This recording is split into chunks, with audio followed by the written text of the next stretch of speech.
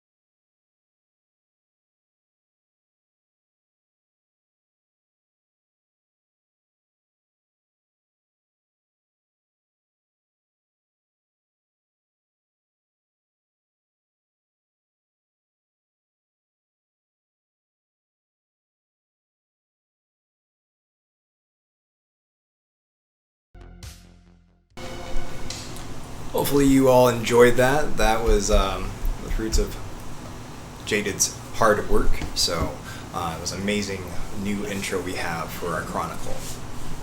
So let's get right to it. Last season, our coterie had some unfortunate events. At the end of season 2, Alistair Grayson and Kaido Higashi went forth to dispatch a venture by the name of Saizo Yamaguchi. Saizo was marked by Jessica Lucinda, who just so happened to be a Sabbat member. Alistair went forth to the Lotus and delivered final death to the Sabbat. Meanwhile, in the dreaming, Memphis, Marilyn, and Irwin had their hands full with a true fae by the name of Moloch. Unfortunately, at the end of the battle, we lost a dear friend and coterie member, Memphis. If matters can get any worse, at the night of Christmas, Mr. Higashi and Mr. Grayson were taken away by the Ivory Tower. So, let's not waste any more time. My name is Elijah Israel. I'll be your storyteller this evening. Let's get right into it. The date is June 26, Friday, 2020, in Chicago, Illinois. And the first theme that we're going to begin with is none other than the good doctor, Erwin Ruth. Erwin, could you please make the first roll of this season with giving me a rouse check?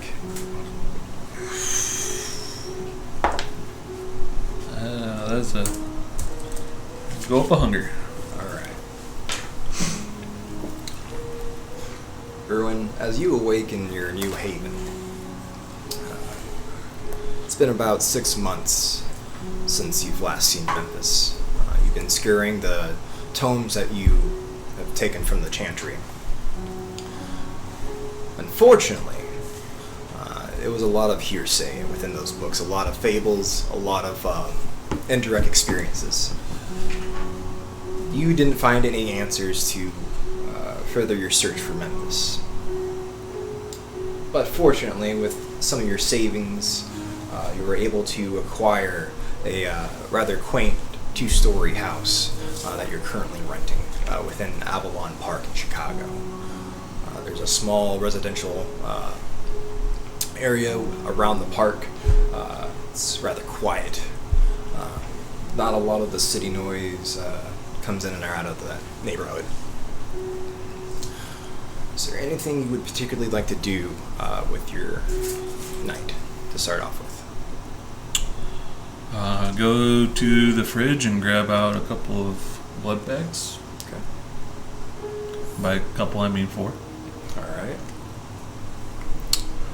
And then I would I guess I'd venture to head on over to Alistair's to take care of any pets. Okay. And that is something you've actually been keeping up with too. You've been feeding them blood and vitae to Memphis' squirrels and hamsters, and you've also been taking care of Alistair's Doberman.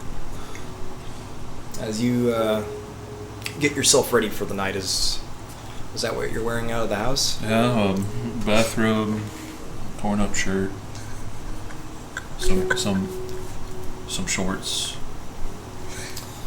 It's another occurrence that you've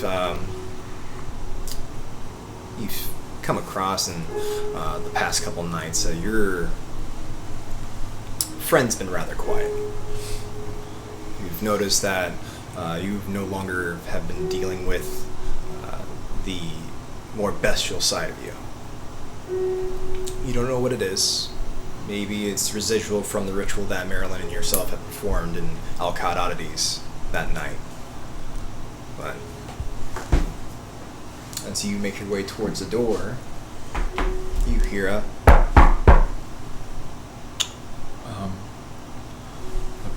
I pocket my blood bags.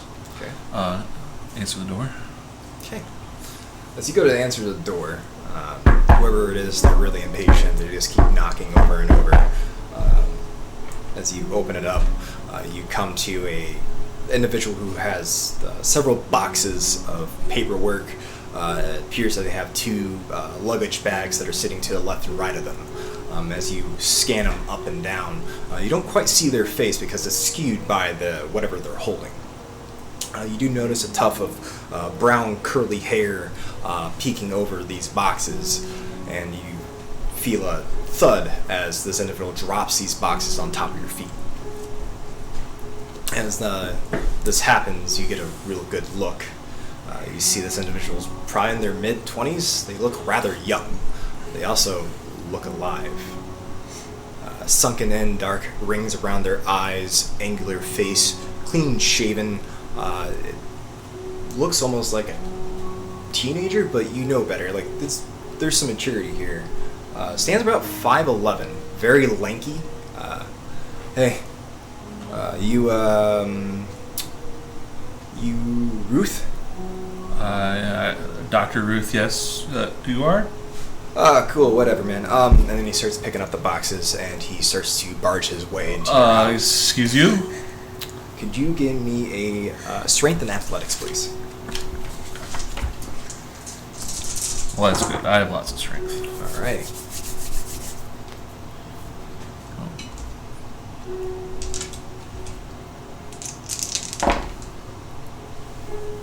Oh my god. Exactly 0. Exactly 0. Okay. So this individual with ease passes right by you with their boxes in tow, and they actually just begin unloading everything into your house. He grabs the 2 suitcases from around you and pulls them and slides them into the house. It's kind of, man, you live here? I do. What are you doing here? Man, this sucks. Really? Yeah. Who the F are you? Oh, yeah. He reaches into his shirt pocket and he pulls out a bloodstone. You see it and it just begins glowing wildly as he puts it up towards your face, and yep. You're the dude. So where am I sleeping? I'm gonna repeat myself. Who are you? Oh, yeah, whatever, man. Sam. Name's Sam. Sam. Okay, and what are you doing here? Supposed to help you out, I guess. Really? You got anything to eat, man? I'm like really hungry. He starts walking and looking around, and he starts heading towards the kitchen. You're not gonna find much in there. He begins to open it up and he pulls out a blood bag. Is this all you got? Can sort of explain. Wait. Okay. All right. Who are you? Can you give me a willpower roll? Yes. Give him a willpower roll. It is a challenge of 2. So it's your current willpower.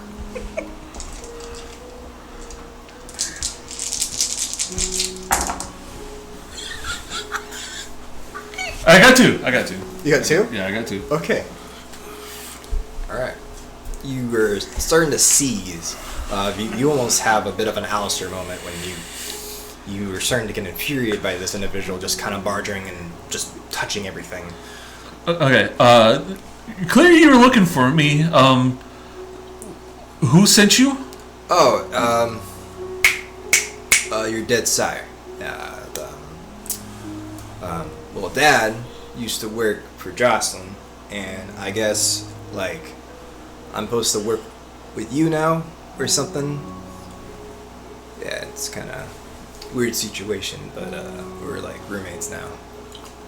Is that okay? I think that's cool. I don't really got anywhere else to go. Oh, you worked. Do you know the name? The what? The Seski. No. Okay. You can give me a roll here. Why don't you do a academics and intelligence roll? Difficulty will be 5.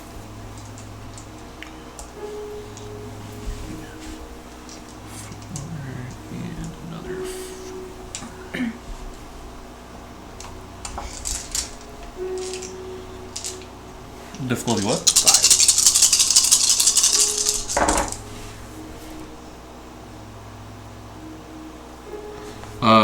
Critical 6. No, messy critical. 7. 8. 8. Oh my god, that's unheard of for you. Right. All right. So, this person is really starting to get underneath your skin, to the point where you reach into your pocket and you begin using the blood bag as kind of a stress toy. Eventually, it gives way and you explode this blood bag within your pocket and it begins to drip down your pant leg. But you do remember that Jocelyn did have a ghoul by the name of Dimitri with the same last name.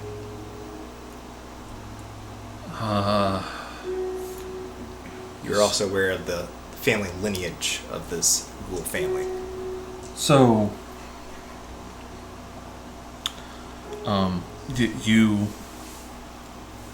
you had worked with Jocelyn. No, man, that's the old man. So, who sent you then? My dad. Your dad, and is he still around? Yeah. I don't really. I've never talked to your dad, but I remember hearing his name. So we're okay. We're cool. You're gonna get pizza, right? Maybe. You're like a teacher. I used to be a teacher. Shit, you got fired. No, I fucking quit. Nah, you look like someone who got fired. You look like someone that doesn't have a place to live right now. Oh yeah. Well, I do now. Here. What is all this? Oh, it's my stuff. Okay. It's a lot of stuff. Oh, it's your dead sire stuff too. Oh, I'm sorry, what? Jocelyn's notes and all that stuff, and there's some of your things in here too. Baby pictures. Okay, at this point, I'm going to grab him by the collar. Okay, strength and athletics. I really hope you. Why would you hope I botched this? 2. Tie goes to my player. Okay. You're telling me you took Jocelyn's library? Yeah. You have any idea how long I looked for that? Oh, we didn't even know you were looking for it, man. We were just following orders.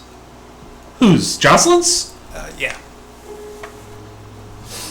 Sounds like y'all lacked communication. I'm gonna push him off me. You smell bad anyway. So, do I like sleep on the couch, or is it kind of like stepbrother kind of situation where we make bunk beds and we become best friends, or? That's not happening. Do you have cable, or like is it kind of like a Netflix kind of house? It's okay. All right. Okay. You go ahead and I have to go somewhere. You can move in, I guess. Yeah. Do you have like a car or something? No, I don't have a car. Where are you gonna go? A friend's place. I have other responsibilities. You go ahead and move your stuff in. There is a guest room. You're welcome to it. Awesome. We have lots to talk about. Right. So that pizza. Yeah, I'll order you a pizza. All right, sweet. Pepperoni, no cheese. No cheese. Yeah, I don't like cheese. I'm lactose intolerant. Why are you getting a pizza? I like the pepperoni. Just go out and buy pepperonis. I want a pizza. You know what? Here is 20. You go ahead and give them a call, and however you like it. All right, cool. He snacks the 20 and he kicks back and starts dialing on his phone. Actually, you have a phone. Can you have Uber on that? Yeah. Thanks. Can you order an Uber here? Do you not have a phone? I don't. What kind of fucking weirdo are you? Sam.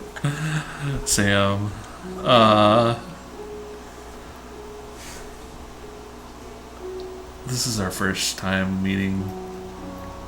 Yeah. Maybe if you're wanting to live here, I would probably be a little bit less condescending. Could you do a charisma and persuasion? Do it. You got this. Everything I am rolling, I have not invested in. 1. Here goes my player. Oh, fuck. Yeah, I could be a little bit more that. Okay. Make yourself at home. Yeah, I'll call you an Uber. What do you like? How big of an Uber? Just me. It's just you. Yeah. So okay. Gotcha. Thank you. Who am I charging this to? You pay for it, I'll pay you back. Here's another 20. Alright, cool. Alright, so you wait for your Uber? Yes. Alright, as you wait for your Uber, you notice that his pizza actually gets there before your Uber does. He begins eating his no cheese pepperoni pizza. He actually drips a couple pepperonis onto the couch, and he's rather a bit of a messy eater. Also, pizza that doesn't have cheese doesn't quite hold the condiments. You want to clean that up? What? You want to clean that up?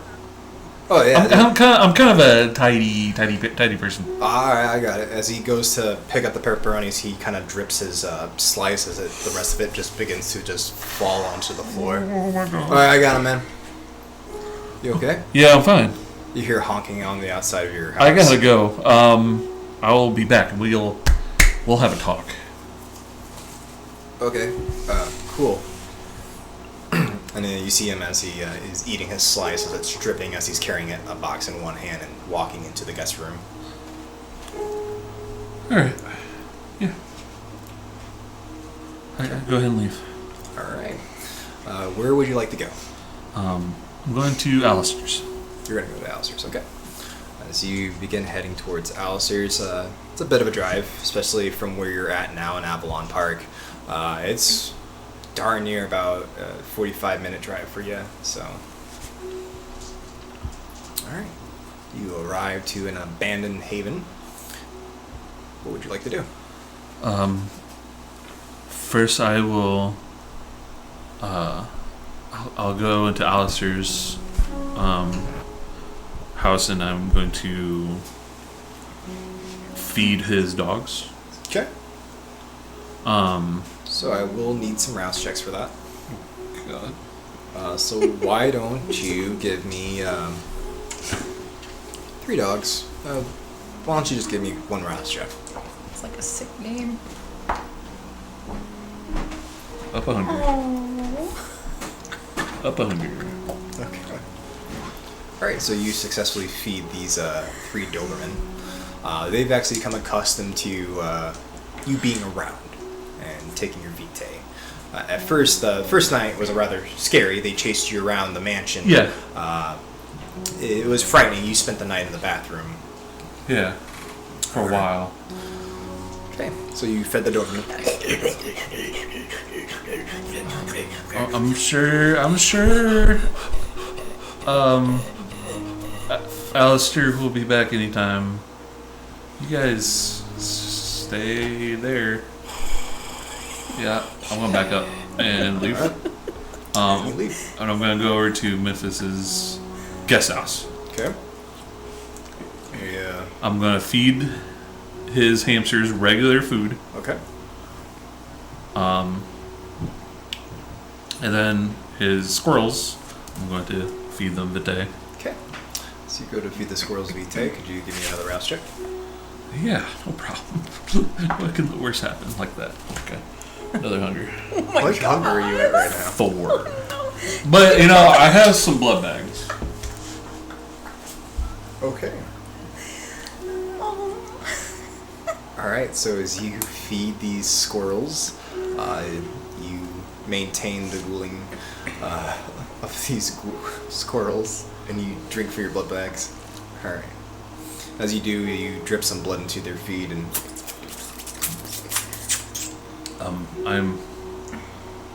After I feed them, I'm just gonna sit in a chair and just kind of sink into it and sip on my blood bag. It's been rather exhausting so far between your new companion and, well, feeding all these animals, your vitae. As you begin to lounge back and relax in the carriage house, it's rather dimly lit. As you look out of all the beady eyes that are now staring at you, you notice the squirrels are just meerkatting and just staring dead at you.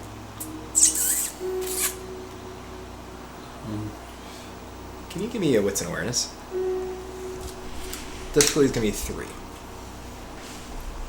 Well, 4 hunger, that's not bad. I'm only rolling 1 regular die.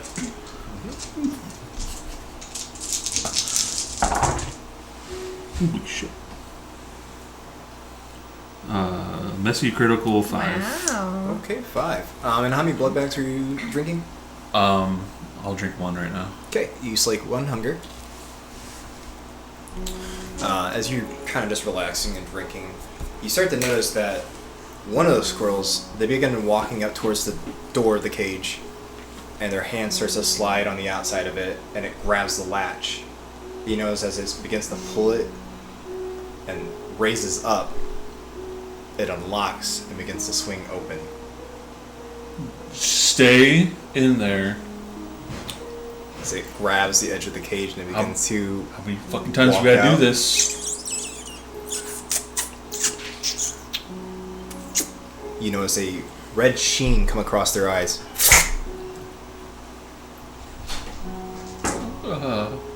Okay. And they begin to zip around the room, and using celerity, they start to head towards you. You notice they knock over several records and instruments as they begin to zoom towards you. I start running. Okay. Give me Dex and Athletics. Shit.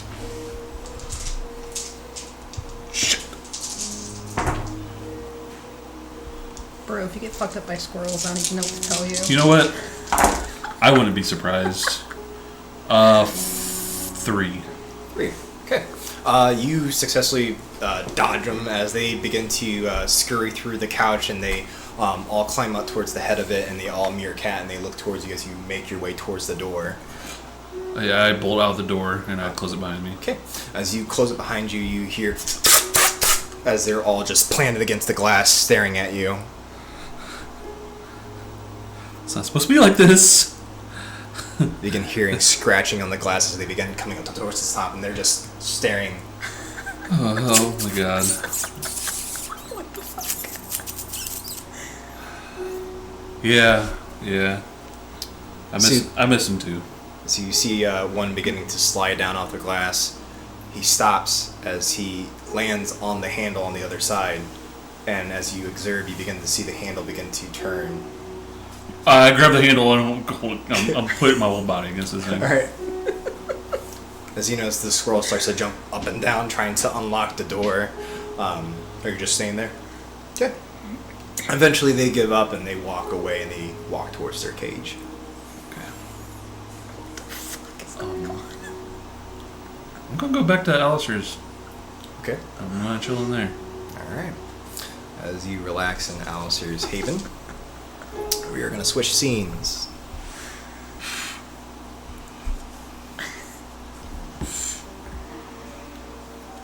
Marilyn, Yes. you awaken in Alcott Oddities. Could you please give me a rouse check for the night? Pass. Pass. Fantastic. Is there any nightly rituals that you would like to do before you get started with your night? Well, I mean, it depends. Well, I'm gonna get up and get ready and all that, and I'm gonna go downstairs and see who's there. Who's there? Okay. As you begin to head downstairs, you hear the drawer close. As you make your way into the sales floor, you see Amelia there. No sign of Diedrich. Actually, the past couple nights, Diedrich has been missing. He's been rather aloof. You do remember, though, that there's been a couple times he's left with a rather large black duffel bag. You do recall it didn't make a particular weird metal sound. It sounded like either metal parts hitting against each other. You're not entirely too sure what it could be. All right. Hey, Amelia. Yeah. You just getting to work? Yeah, Diedrich just left not too long ago. Oh, was he carrying anything with him? He had that rather large black metal, like, it sounds like metal in the bag? All right. Sounds like golf clubs. Yeah, I've noticed that. It's really fucking weird. I'm trying to figure out what it is. So I need you to do me a favor, all right? I'm gonna go upstairs for a little bit, and maybe downstairs for a little bit. If he comes back, I need you to make a secret knock on the floor, so that I know. All right? So, like the real inconspicuous. Okay. All right. Can you do that for me? Yeah, sure. Perfect. Okay. All right. I'm gonna run upstairs. I'm gonna start going through Diedrich's room. Okay. As you begin to head into Diedrich's room, you do notice the door's ajar. All right. I'm gonna slowly push As it you begin open. to creak it open, the light from the hallway begins to bleed into the dark room.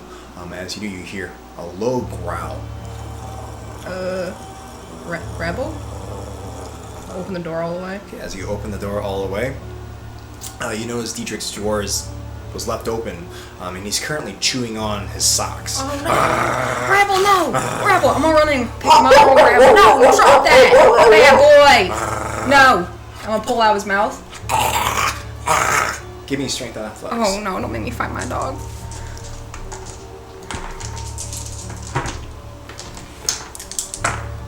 One. Oh god, did the dog beat me? No. Yeah, Rebel's rather strong for a corgi. You've been feeding, Rebel really well. Rebel, drop it. Rebel, please drop it. Be a good boy. Drop the sock. He drops the sock. Alright. I'm gonna just throw it back in the drawer and close it. As you throw the sock back in the drawer and You close it. You notice his little corgi belt begins to wig and wag. All right, you go downstairs and you go downstairs and play. All right.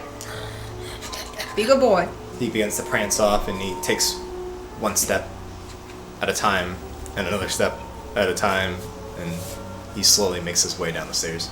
All right. As soon as I see that he leaves, I'm gonna start going through drawers and all that. Okay. Why don't you go ahead and give me a intelligence and investigation roll, or you can give me wits and investigation. There's no set difficulty to this roll. You just let me know how many successes you have, and I'll let you know what you find. 2. 2 successes. I'm gonna burn willpower out the gate. Here we go. 3. 3. Okay. So as you begin flipping through his room and trying to find any sort of clues to what he's been up to the past couple nights, you come to his dresser drawer, his nightstand next to his bed. You pull out the drawer, and you come to a small, looks like he either recycled some sort of Altoids can or something he found. You open it up, and you see 3 silver rings. They don't currently have anything on them. They're blank. They don't have anything encrusted or any jewels. There's no sort of markings similar to his at all. They just look like silver bands. They're all identical. They're all about the same size. But it does Weird. look like if you had the tools, you could resize them for somebody. All right. I'm gonna close it and put it back. And I'm gonna go downstairs. Alright. As you head back downstairs, you notice that Rebel's pestering Amelia as he's kind of like playing around her and rolling on the floor and attempting to be cute. How we looking, Amelia? Any sign of him yet? Oh, no, nothing. He hasn't. Perfect. I'm gonna go downstairs. Okay. Bye. As you head downstairs, I'm assuming you're going towards the study? Mm-hmm. Alright. You head towards the study, you slide the bookcase, and you walk in, you flip the switch to the right. It illuminates. It's still a bit of a mess from the past several nights with you and Erwin digging through the books trying to find an answer to finding Memphis. What would you like to do? I'm gonna try to open up the secret door. Okay. As you crack open the door, this one's a little harder for you, just because it is a lot larger. Why don't you give me strength and athletics? I do need just, why don't you just give me a 1 success? 3. 3. Alright, you slide it right open, and you see that rather ominous coffin that has that mysterious individual in it. Alright. So will this be the first time I have been back here trying to mess around? Or would... You've been down here the past couple nights, sitting and visiting with this individual. So you actually have the cover to the point where you can put it back on with no problem at all whatsoever. You've loosened the nail holes to where the lid just pops back on. Alright. I'm gonna pop it open. Okay. And I'm gonna take it, because it's on the ground, right? Correct. I'm gonna sit next to it. And I wanna try communicating All right. With? the person in the coffin. All right. How so? I guess so. I should say. The web. All right. Why don't you give me a premonition roll? Yeah. I need. Give me 4 successes. Okay. Ooh. I gotta remember everything is on this sheet now. Alright. How many? 4. 1, 2, 3. How? Oh, I was never going to roll. God damn it. Oh, you son of a bitch. I'm in. Ooh, critical. Okay. So 1, 2, 3, 4, 5, 6, 7, 8. Okay. Goodbye, willpower.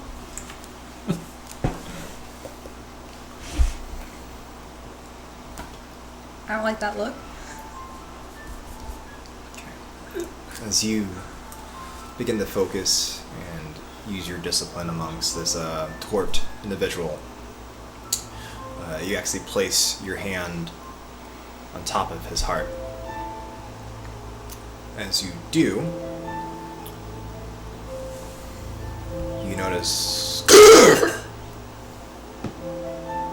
his eyes pop open, his mouth agape. Hey, how's it going? Just begins to look around. Can you hear me? Starts to grab onto the sides of the coffin and Oh raise no! himself Don't do up. that! Don't do that! Oh no! Oh well. He begins to brush the dust off and inspects his top hat and swats it in the air as it puts it back on. He reaches into his nose and he pulls out a spider. Is he still all like decrepit? He looks worse for wear.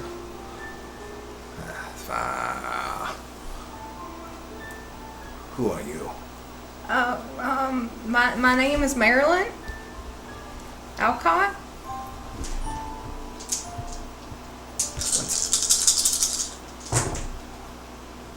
I'm low-key terrified. Yeah, You me too. say that. His eyes widen.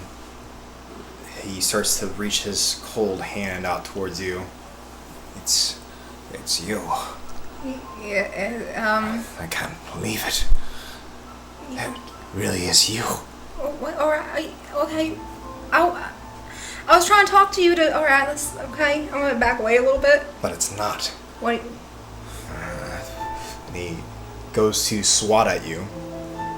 As he does, his hand passes right through you. All right. You shouldn't go hitting people. That's not nice.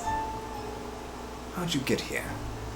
Oh, well, all right, well, see, you're torped in a coffin right now in the basement, kind of hidden in a secret passage in Diedrich's study, and I happen to come across you. So you are my grandchild, then? Maybe? It's a pleasure to meet you, my child. Felix. Yeah, Diedrich had mentioned you before. He didn't really like talking about you much, though. I'm sure he doesn't like to talk about me. Especially, this whole ordeal. Well, you see, that's what I was kind of curious about. He told me that you were dead, like, gone. And It's just Diedrich being his moody self. well, yeah, but why would he lie about that? And also, why does he have you torped in his study? He was afraid. Of what? The future. Well, Your future in particular. what do you mean? Well, I tried approaching him like normal kindred, from one sire to the childer, and he wasn't having it. Apparently, he thinks he needs to keep you all cooped up and secluded from the world. Yeah, that is a thing he likes to do. But he's been better about it lately. I've been going out and stuff on my own. I think he's trying to get me to move out too. It's kind of weird. I don't think it's Diedrich anymore, which is another reason I wanted to talk to you, because I don't really know who else to talk to about it. Can you give me wits and awareness? I need you to beat a 5, please. 5. 1, 2, 3. 3. Okay. Kind of gives you this smile and... So, go into detail of how Diedrich is acting differently. Okay, well, he doesn't really seem to care that much what I do anymore. Also, his eyes, they turn black sometimes. I saw him turn black.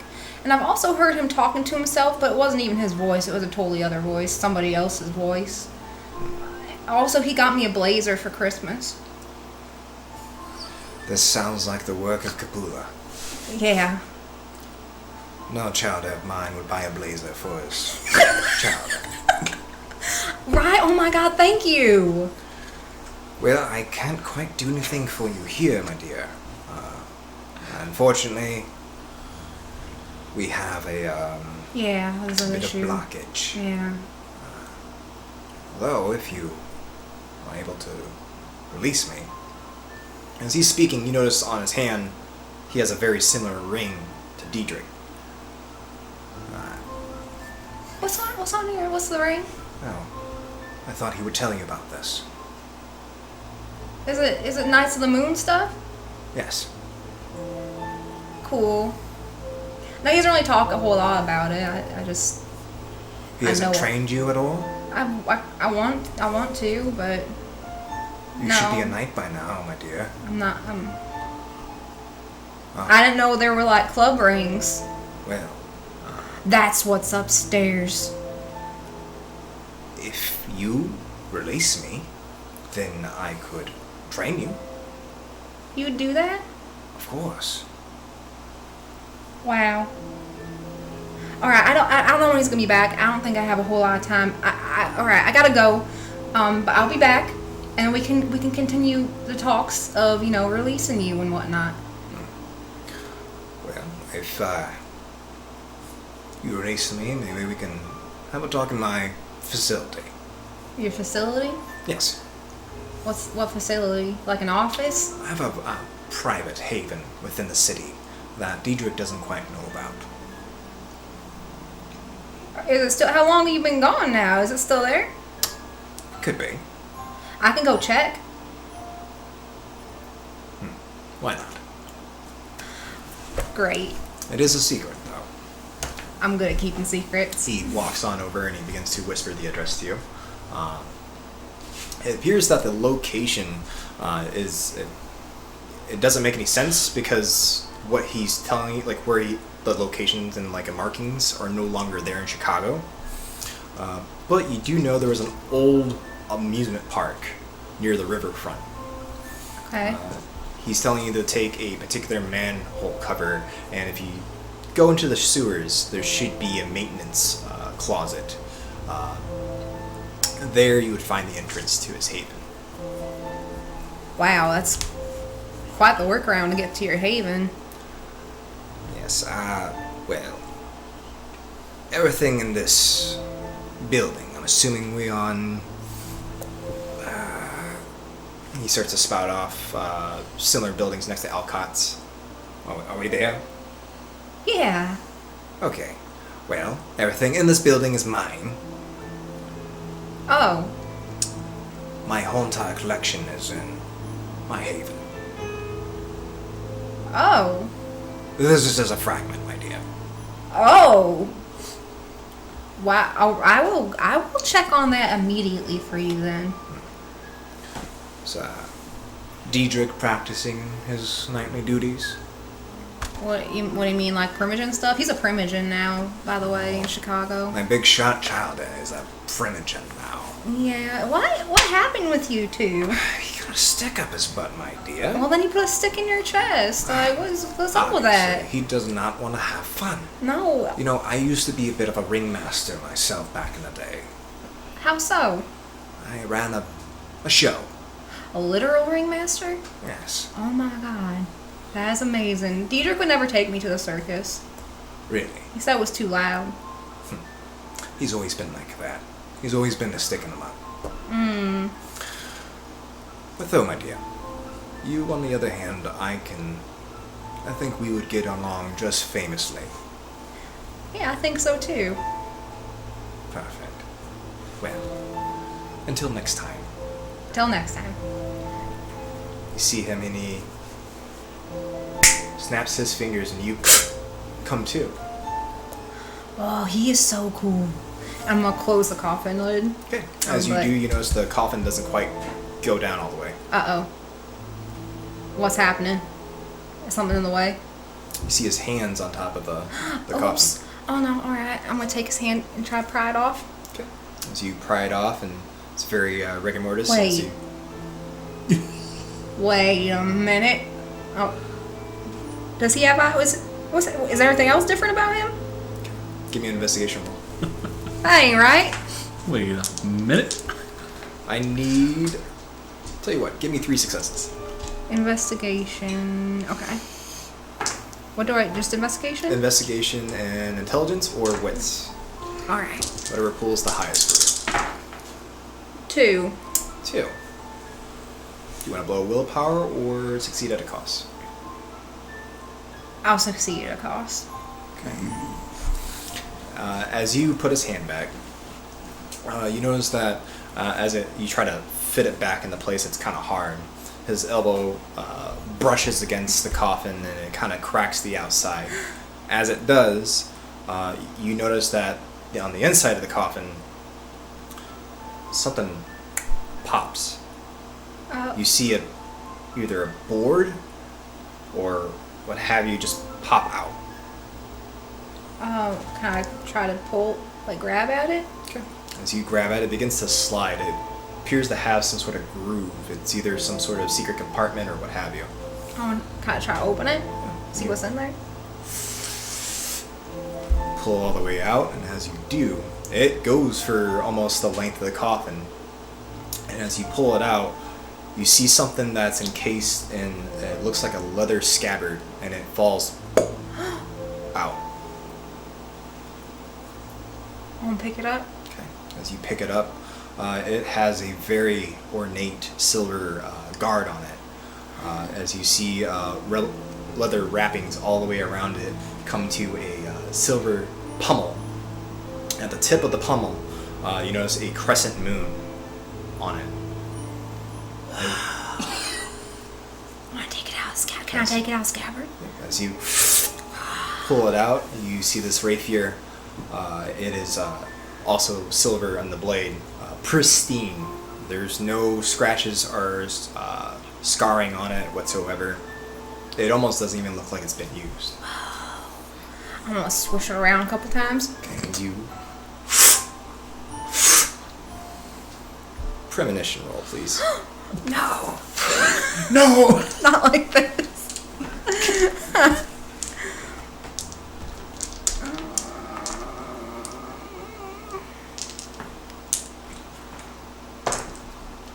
Alright.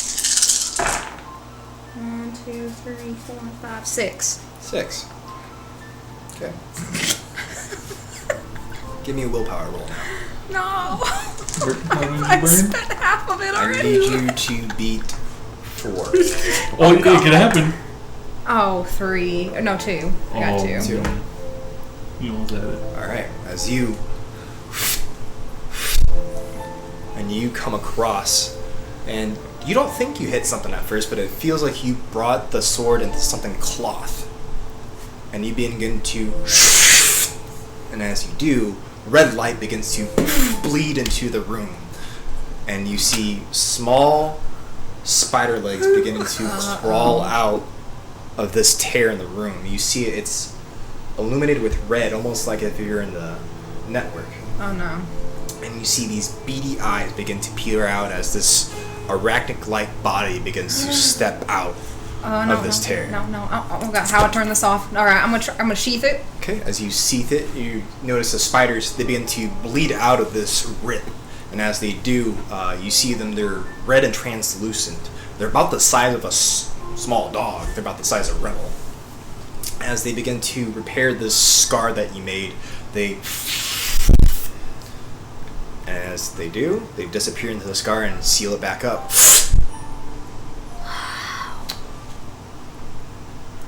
Alright, clearly I should not be handling this. I'm gonna put it back in and close it where it came from. And I'm gonna try to close the coffin lid again. And then, does it close all the way? Give me a wits and insight now. Oh.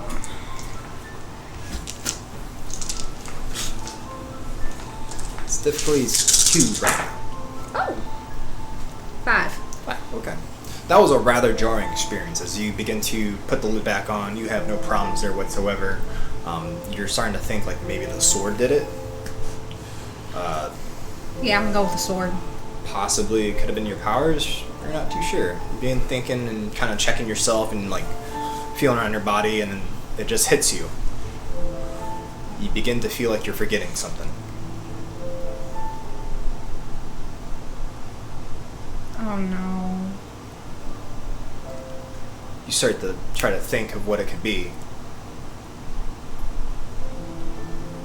And for the life of you, you don't remember where you grew up at. Fuck. I'll let you Just know. let me know. And Should be then up. we'll do a bit of a You're good. brief pause. Okay. Sorry about that, folks. We had a bit of technical difficulties there. So, we'll continue. I'm working. Well, yeah, like besides working. Just working, that's it. Yeah. Alright, well, you want to take a night off and a little concert with me? I don't think Dietrich would like that. Dietrich's never here anymore anyway. He's not going to know any better. Well, say you got sick. Tell him that I sent you home sick. Okay. Sure. Awesome. Let's go. We gotta go now. Okay. She begins to lock up the till in the safe and begins the closing process for the store. She's in a bit of a hurry. She's noticing that you're a little antsy right now. And the two of you close down the shop. And I'm going to head straight there. Yeah. Okay. As you begin heading towards the red number 5, it doesn't take you very long to call an Uber and to move towards the location. As you make your way there, it doesn't take you very long to get through the line and into the red number 5, the red hue lights illuminating it. It is it's a particularly busy night for them. As you break your way into the red number 5,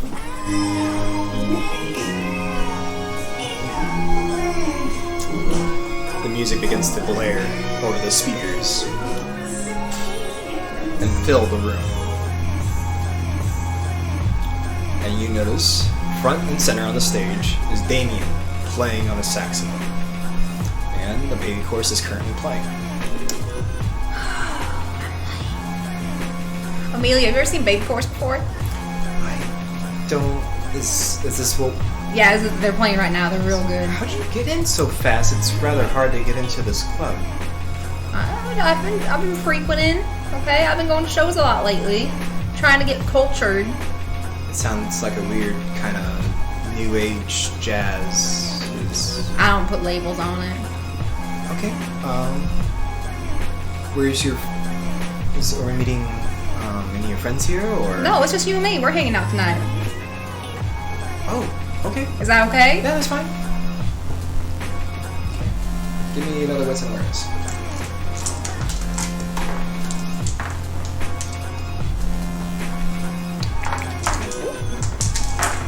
That is a 1, 2, 3. Great. Alright. As you begin scanning the crowd, trying to see any familiar faces, you don't notice ads, but you see Ezra. She begins to make her way down from the crow's nest onto the dance floor. And as she does, she begins to make a beeline right towards you. You see that she's wearing a very fine sheer dress. She has big hoot gold earrings, her hair all done up. She begins to waltz her way towards you. And as she does, she kind of has this bit of a smirk to her. Oh, I saw you down on the floor and I just couldn't resist to, see how you're doing. I'm great. Thanks for asking. How are you, Ezra? Fantastic. I see that you are enjoying baby chorus for the second time this month at our establishment. Yeah, I really like them. Really I didn't really know Damien was in a band or anything until not too long ago. I had no idea. Oh, he's a fantastic player. It's just a shame that he's so tied down with, well, Kevin and all of his orders. Tell me about it. It's the worst. Are you going to the after party? There's an after party? Yes. I'm invited? Well, now you are. You're the best person ever. I'll make some calls. I'll make sure Arlo knows that you're coming. Can my friend come with me? This friend right here. This is Amelia. Or is it private?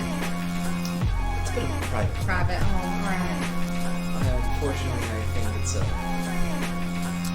sorry, my dear. It's just kind of numbers only. It's perfectly fine. It's okay. As you see, Amelia kind of tenses up.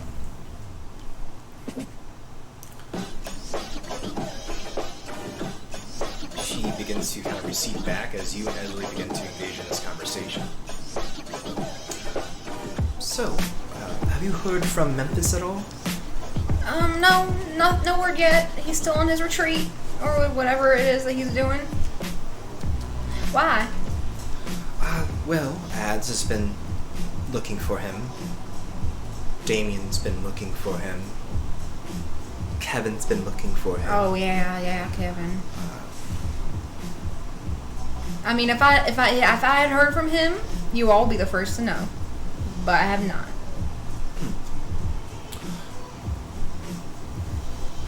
I would bring somebody with you, though, to this after party. Why? Well, if you don't have Memphis, maybe one of your other friends. But it can be a bit of a rough scene. I understand you like this kind of music and you enjoy baby chorus, but the after party is a bit of a rowdier scene, and I would hate to see a Primogen's chowder get into any sort of trouble. He would hate that too. Alright, I have a friend I can bring. Fantastic. I might make my way out there too myself. Oh, I hope I see you there then. I want to bring some money with you too. Oh, yeah, I think I can do that. What's the money for? Oh, you'll see. Okay. Ominous, spooky, I like that. I can get down with that. Well, I'll let you enjoy the show. As she begins to recede back into the crowd, you know, Amelia comes back. Okay. No, we're staying for the show, and then you can head home after, and I'll find a way home myself. Okay. Later. Are you sure you're gonna be okay at this weird, ominous? Oh yeah. It's fine. Okay. Well, yeah. You seem anxious. I don't do this kind of stuff. And the last time I went out with you and Audrey, I couldn't remember what happened. Oh, I think you got really drunk, didn't you?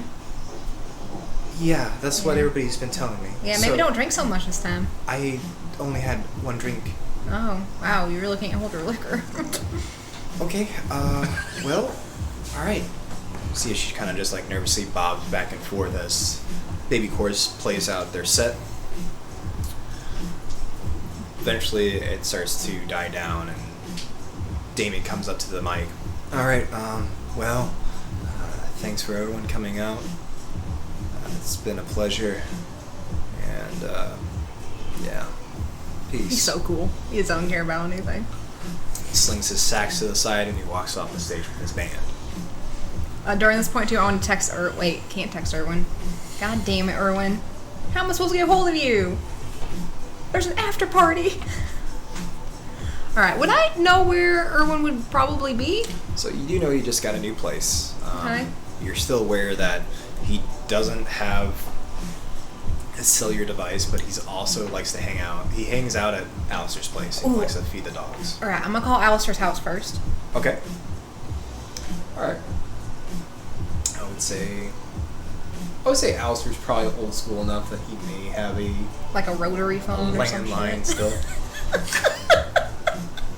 So you dial Alistair's mansion. As you are kind of relaxing inside of the haven, you hear the phone in the kitchen begin to ring. I meander over to it and pick it up. So you pick it up and answer it. Hello? Erwin, what are you doing? Marilyn? Yeah. I'm over out at Alistair's, just kind of chilling. Alright, well, I need you to get dressed, and I need you to come down to Red Number 5. We have an after party you go to. We're invited. It's like a special one. It's like one of those bougie special ones. Ezra had to get me on the list. Get dressed? Yeah, get dressed. I mean, I'm wearing clothes. All right. Well, are they after party clothes? What is an after party clothes look like? Not like sweatpants and a dirty tank top. Oh. I could probably find something. All right. Well, I'll see you get here as soon as you can. Okay. Wait. Where am I going? The red number 5, Ad's place. Okay. Sure. All right. I hang up.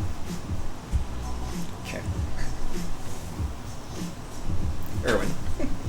Yeah. How would you like to go about finding a tire if you're going to do that? I guess I'm going to go over to the guest house Okay. and try to sneak in, Okay. and I'm going to find any of Memphis's clothes. Okay. He's got after party attire. Sure, yeah. Yeah. As you sneak into the carriage house, it appears that the rodents have calmed down. As you make way towards his dresser drawer, and you start pulling out some clothing, you do find some shirts and wear that could fit you. It's a bit of a tight fit just because he's more of a slender build than you are, but you get into it and you find an ensemble that is somewhat party goer. I'm gonna do a little twist in the mirror. Okay, I can do this. I go back to the Alistair's house and I call a taxi. Okay. And head towards red number 5. And yes, go to red number 5. Okay. As you wait there, Marilyn, at the red number 5, eventually, Erwin, you come across the street and you make your way inside. You see Erwin awkwardly walk into red number 5 and kind of pans around. You notice that he's wearing a plain black t-shirt, some tight blue jeans. He's also wearing a pair of Chucks. And he's just kind of bobbing around and scanning the room. I'm gonna wave at him. Come on, come over here. Come on. Okay, I walk up. Did you take Memphis's clothes? I don't want to go home at the moment right now. And Wait, why don't you want to go home? I have a complicated home situation right now. Oh my god, me too. And I'm gonna tell you all about it on the way to this party. Okay? Yeah. I had some stuff go down tonight. Okay. What's this after party? What is it? Yeah. It's a members only special club party. Oh, okay. Yeah. Sure. Ezerly said to bring money too, but she wouldn't tell me why. She was being all ominous about it. As you two are having a conversation, you're interrupted by Ezerly. Oh. Well, there's going to be some fun event to happen that night. Just want to make sure you have funding. Fun events. You notice that her wardrobe is completely changed now. She's very retro, like very 80s chic. She has bell-bottom jeans and high boots. You notice that a lot of her jewelry's been changed out. Well, I believe the two of you probably need transport. I mean, if you're offering. Yeah. Yes, I have. Well, it's also in a very out-of-the-way place, you could say. Oh. Alright. Take my ride? Sure. Wow, this night has been so cool for me. I don't know about you, but I'm loving tonight. Yeah. As it really begins leading the way out the back of red number 5, you come to a bit of a parking area in the back. She begins walking up towards a all-black Lamborghini. As you make your way around, it might be a bit of a tight fit for all three of us, but I don't mind bending some rules if you don't mind sharing a seat. This is your car? Oh, yes. Ad's got it for me. Wow. As you look at this Lamborghini, you notice that the license plate says Honesty. I'm not used to getting in nice cars without them getting wrecked. I hope this goes well. Oh, it's okay. If it gets wrecked, and ads can just replace it. It is a bit of a apology gift, you could say. Oh, that's a thing? Yeah. Oh, I'll have to remember that. It's just a nice little reminder for him to, well, be forthcoming. She slides on in, and she waits for the two of you to slide in. That's what you call a boss bitch. Go ahead, Erwin. I guess so. I get in. As the two of you kind of scoot in, you are going to have to share a seat. It is only a two-seater, so you kind of squish in together. All right, I'll buckle up if, oh, wait, can't. I'll take it easy. As she begins to pull out, she whips right out of the parking spot and zooms through the alleyway and onto the street. That's the road. So, have the two of you ever been out to the silos? I never heard. Can't say that I have. I don't think I've even heard of it. It's called the Damon Silos. It's just on the outskirts here. I think the two of you will like it. It's very your chic. Our sheep. Okay. Your sheep? Oh. Cool. Sounds I'm good. excited. And she begins driving. You eventually come into McKinley Park. And she takes a couple offshore roads, and you come out of a residential area, and you begin coming into what seems to be a industrial park. It becomes more and more abandoned, and as you look ahead, begin to notice these rather large grain silos. They're about 15 feet tall. They tower over, and as you begin to look around, you start to see even bigger silos stacked next to each other. There's about 3 in a row and a pair of 6. The building looks completely abandoned. There's a few vehicles here and there. They're parked around the side. You notice that there's a lot of graffiti work. Majority of the building itself looks dilapidated and destroyed. There was a bit of an explosion back in '77, and that was a bit of a headline for the city. It's a processing plant.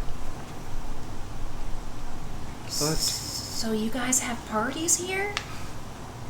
you could say that. It's a bit of a independent scene. Oh.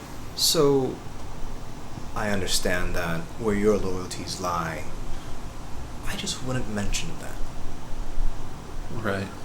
Cool. I think Damien's just here because he wants to do his duties as a sheriff, and he's probably investigating something, but he's got fans here, and Arlo couldn't resist.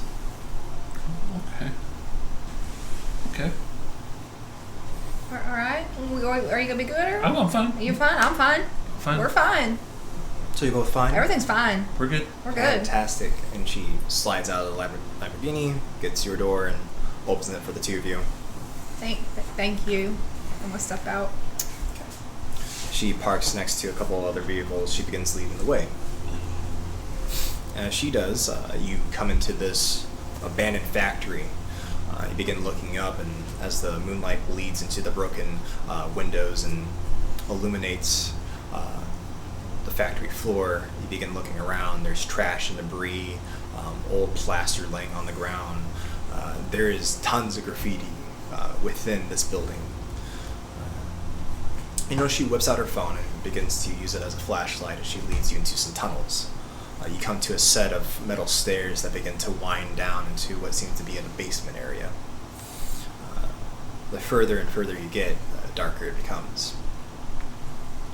Would the two of you like to either bring out your flashlights or use some sort of discipline to be able to see in the dark? I can use heightened senses. You use heightened senses? Yep. I'm assuming you're using it on vision? Yes. Okay. I'll use my stupid phone flashlight. Okay. Like a nerd. Alright. As the two of you begin to break into the basement area, could the two of you give me wits and awareness?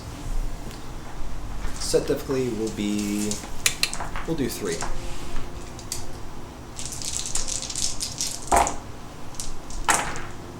Four. 1. Okay. You're still trying to adjust your eyes to the darkness as you turn on your flashlight, Marilyn. There is a lot of graffiti down here. Maybe it's just humans coming down and tagging the place up from over the years. You notice majority of the graffiti is faded. maybe it's just over time or rainwater or what have you. Erwin, on the other hand, as you begin to come into this catacomb, you notice that, yeah, a lot of the tagging is old, so you start coming across new tagging. You come across a tag that has a pinup girl, but you do notice that her complexion is very pale. She has a very kind of bombshell look. As you look at her facial features, you do notice a fanged smile with blood dripping down the lips. As you keep venturing down, you also notice there's another tag. It's a rather large rose. This one seems really fresh. You can even smell the residual scent from the canister. It looks like some sort of withering rose. You notice that it's dripping blood off the petals as you see a petal dropping to the ground. It's a large piece. It's maybe about 6 feet long. Ezreal just continues to lead you into the darkness. Erwin, I'm kind of creeped out. Why? It's kind of like spooky. It's like a bad spooky. I don't know. I'm getting like a weird vibe down here. I think it'll be fine. And do you think we're in trouble for coming to this? No. You think Damien's gonna get mad at us? No. Probably not. Oh, alright. You want a blood bag? Sure. How many of those you carrying around with you? I carry a couple. Oh, alright, well, thank you. No problem. So you begin sipping on blood bags. Okay. As you continue on the path with Ezreal, you begin to hear a sound. It's somewhat familiar over your years within Chicago. It doesn't come to mind right away. But the sounds like wheels hitting pavement. Sounds like a skateboard. It's a lot of them. You begin to hear cheering. You begin to hear ambient noise of what sounds to be a party of some sort. I think we're going to a ruffian party, Erwin. I mean, she did say that this is kind of our shtick. What do you mean?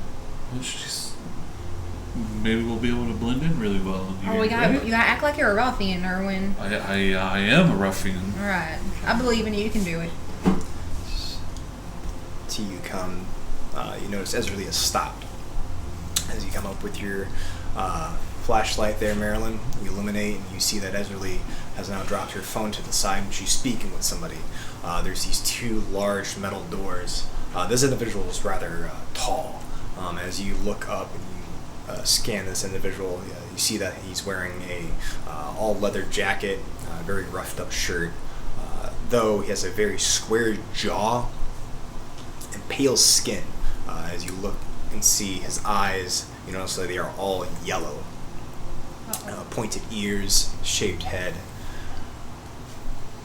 These friends of yours? Yes, and you can lower that tone a bit. You can't keep bringing people here as... I thought they would enjoy the event, and they're friends of Damien. Right. What kind of friends? The friends. Do I need to get ads? Fine. You notice his hand comes up and it's rather elongated. He has these long fingers as they are sliding against the metal door. You see him pull on the latch and he pushes it open. And as he does, you are hit with a wave of just pure noise and sound and music. And the sight before you is illuminated by neon. Ooh. Uh-oh.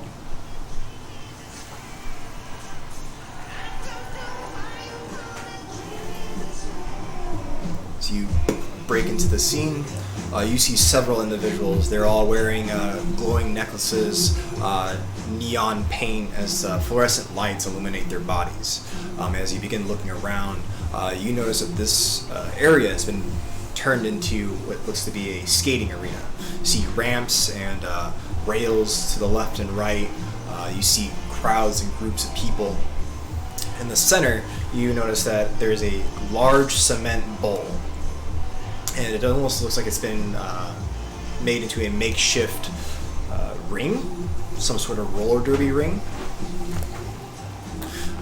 As you begin to scan around, you do notice that there's these large speakers that are stacked on top of each other, and a very old-timey looking radio tower.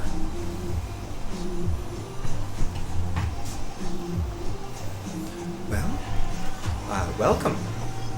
What kind of party is this? It's a independent party.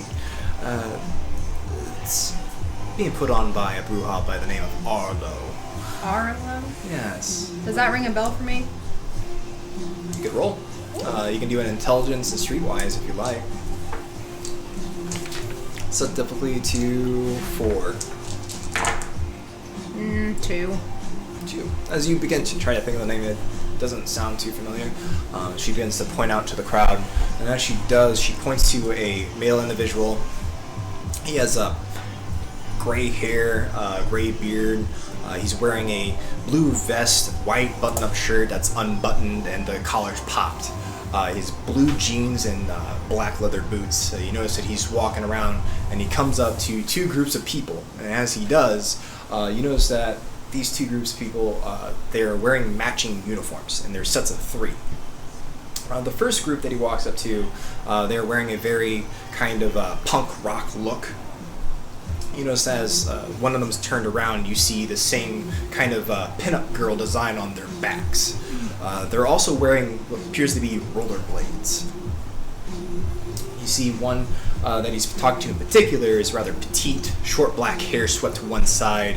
She has her arms crossed, and she's just looking up at him as he's kind of going over some sort of instructions.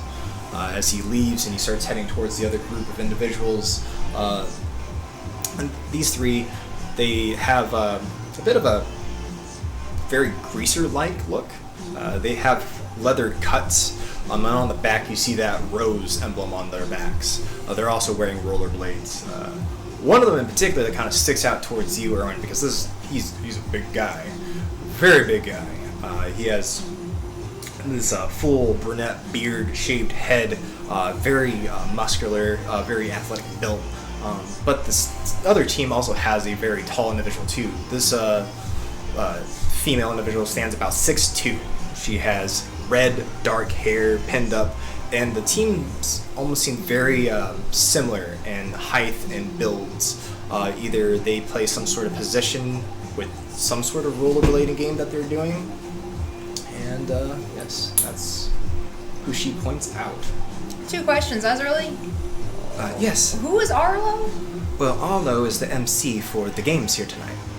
MC. Yes, and if you speak to him, you could actually place bets on either the dead roses or the baby fangs.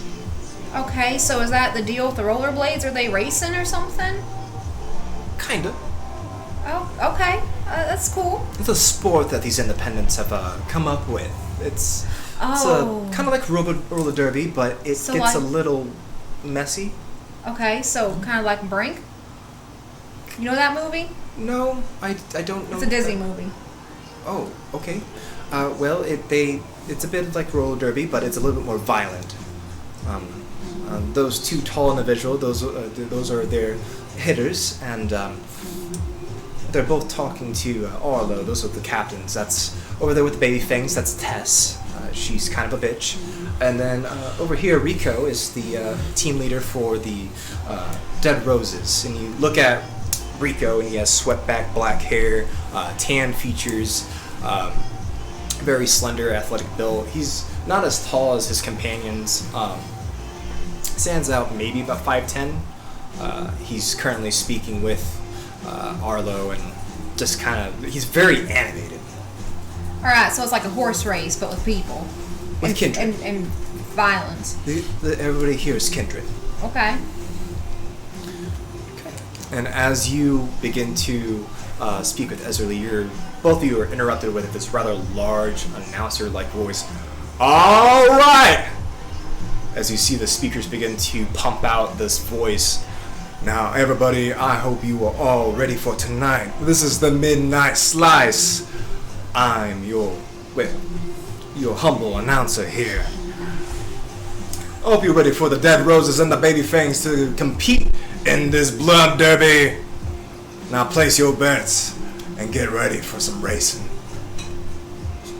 Alright, so like $1, does $1 work? How does this work?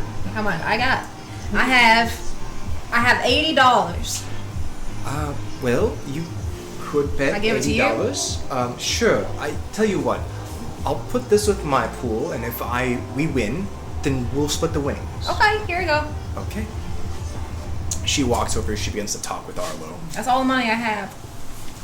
All right. So the two of you are now surrounded by these. They're very young-looking kindred, and that's the other thing that's kind of a little off-putting about it. Arlo seems to be the oldest here, next to Ezreal, but everybody else here, they look maybe mid-20s. Some of these individuals look like they're teenagers. How long have they been doing these kind of get-togethers? Ezreal's no longer there. She's speaking with Arlo. Arwen, who are you talking to? Sorry, I was seeing That's double. my thing. I was seeing double.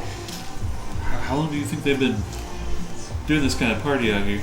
I don't know. I've never seen anything like this in my life. I think I just threw all my money away. Or you may have doubled it. I don't know how this works. I don't know what I'm doing.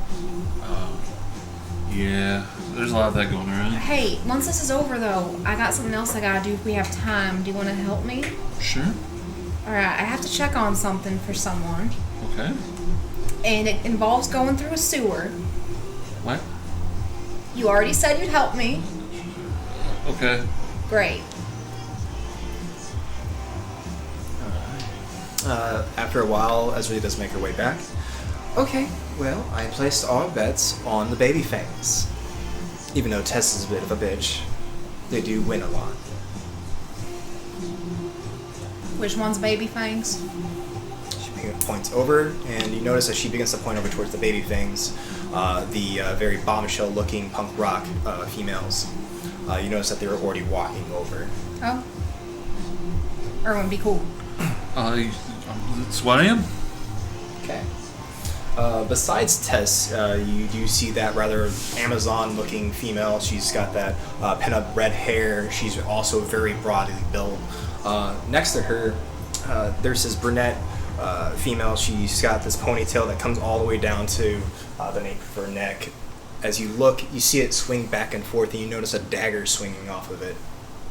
You look and scan them up and down, all wearing very similar attire, except for this brunette has blades on the side of her rollerblades.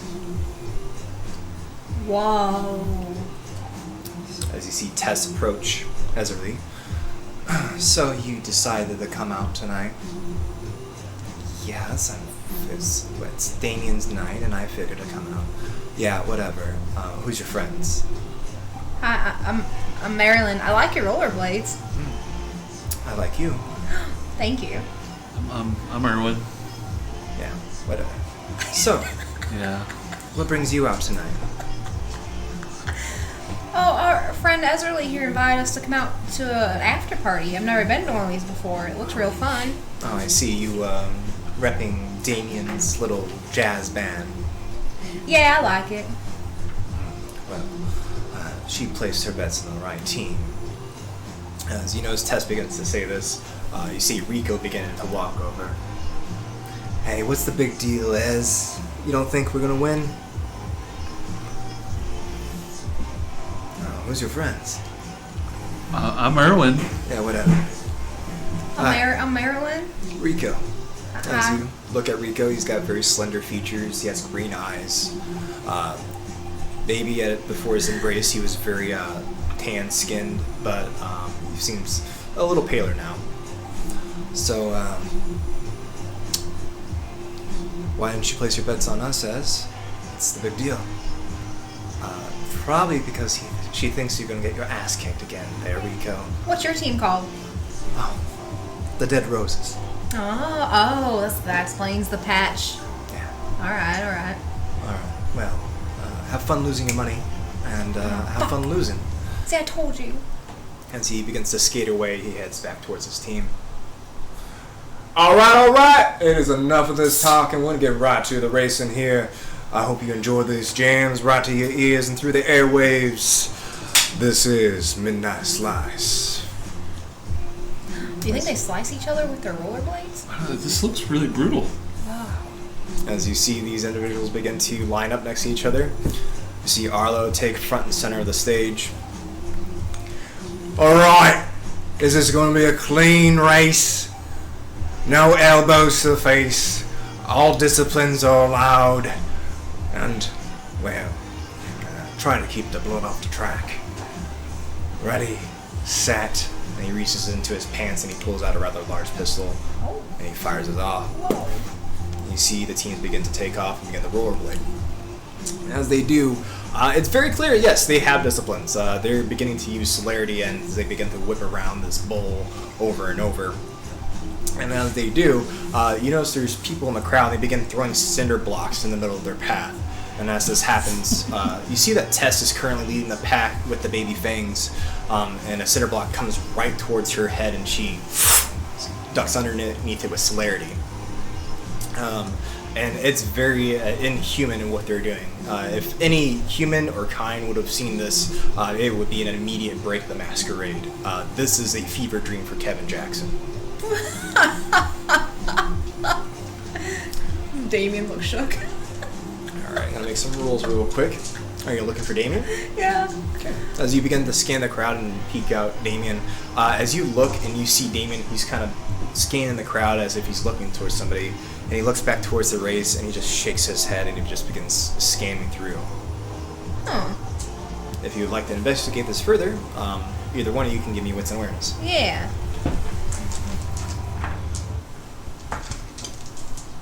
I really need to bump up my awareness, goddamn. 3. 3. Alright, let me make my rolls real quick. Also 3. Alright. So, 3? 3? 3.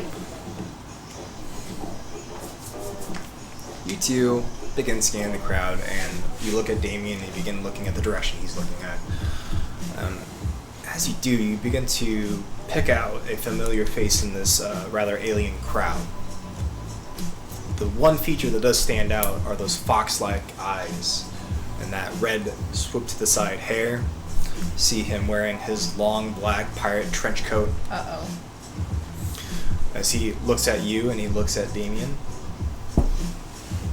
he gives you one of these gestures and he dips off into the darkness. Uh-oh, Erwin. Huh? I think we're gonna have a problem. What?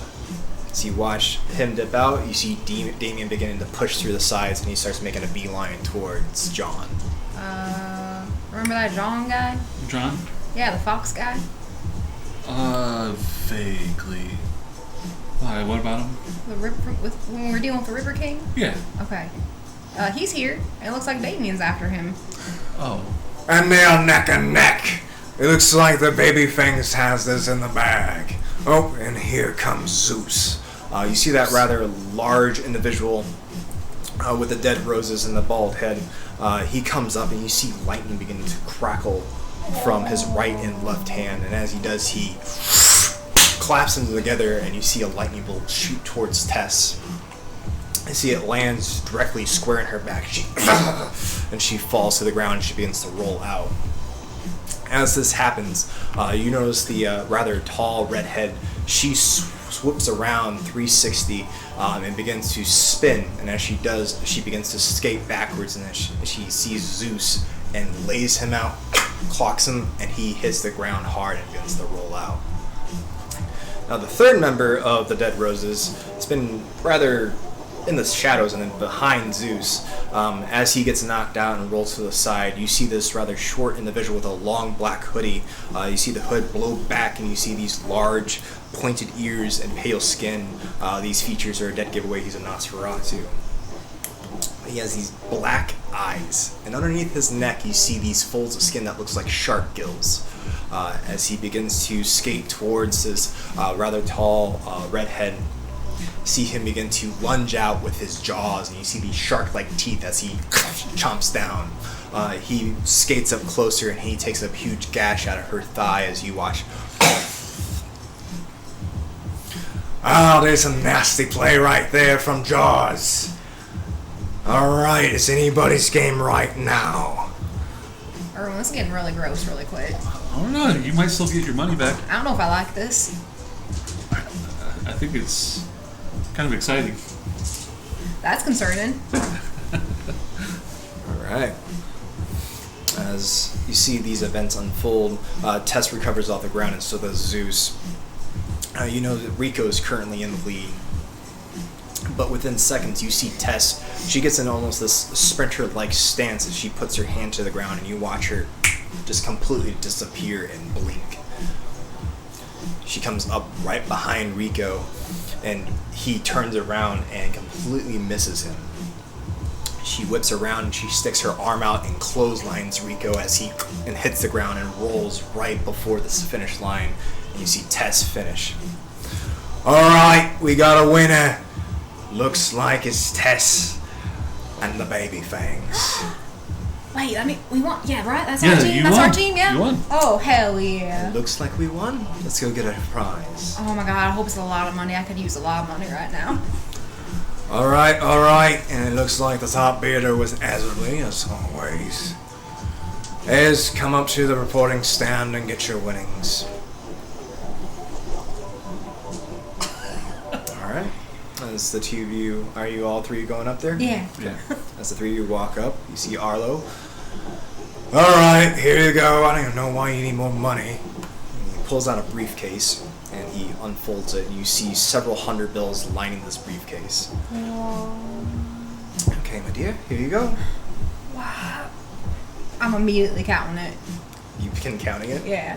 Okay. I wonder how much is in here. Well, you start counting it.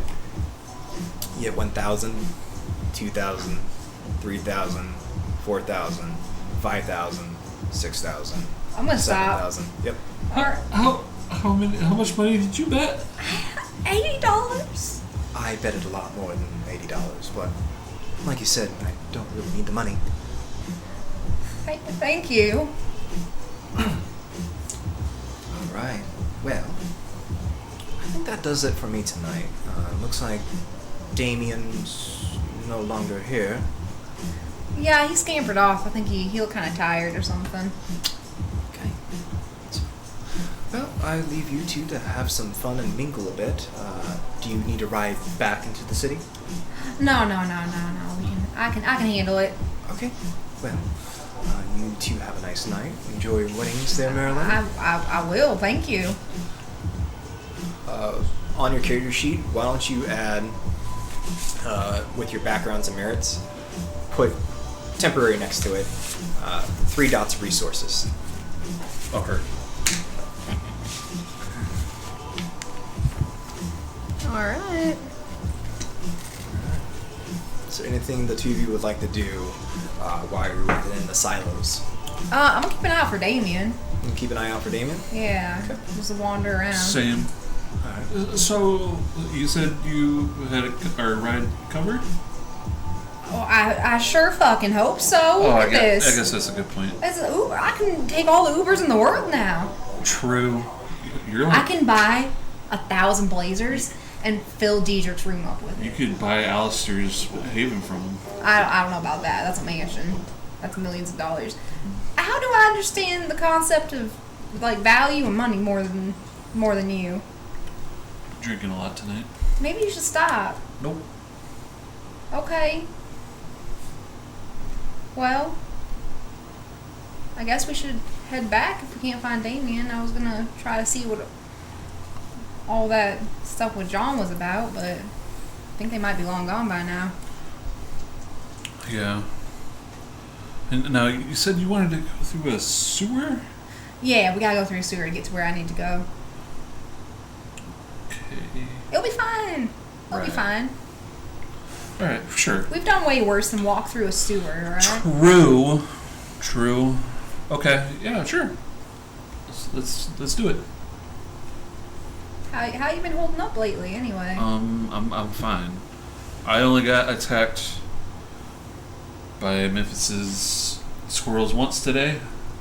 Wait, do they attack you often? Yes.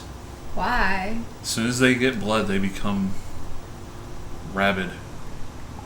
Maybe stop feeding them then. For some reason, they can they can open up doors.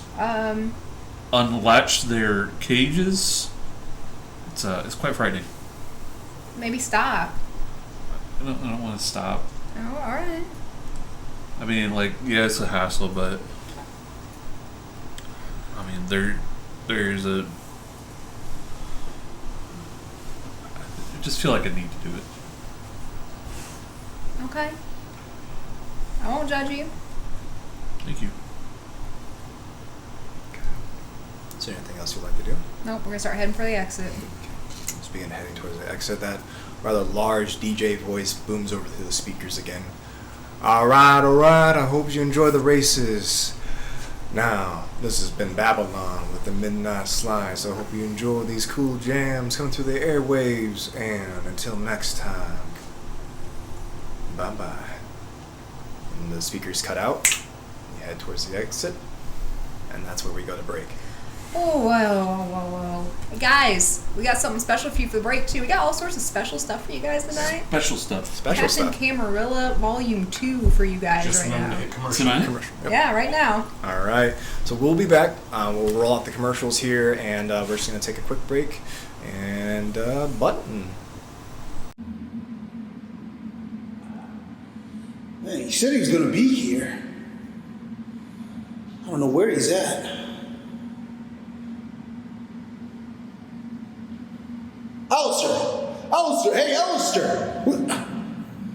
God, where did he go?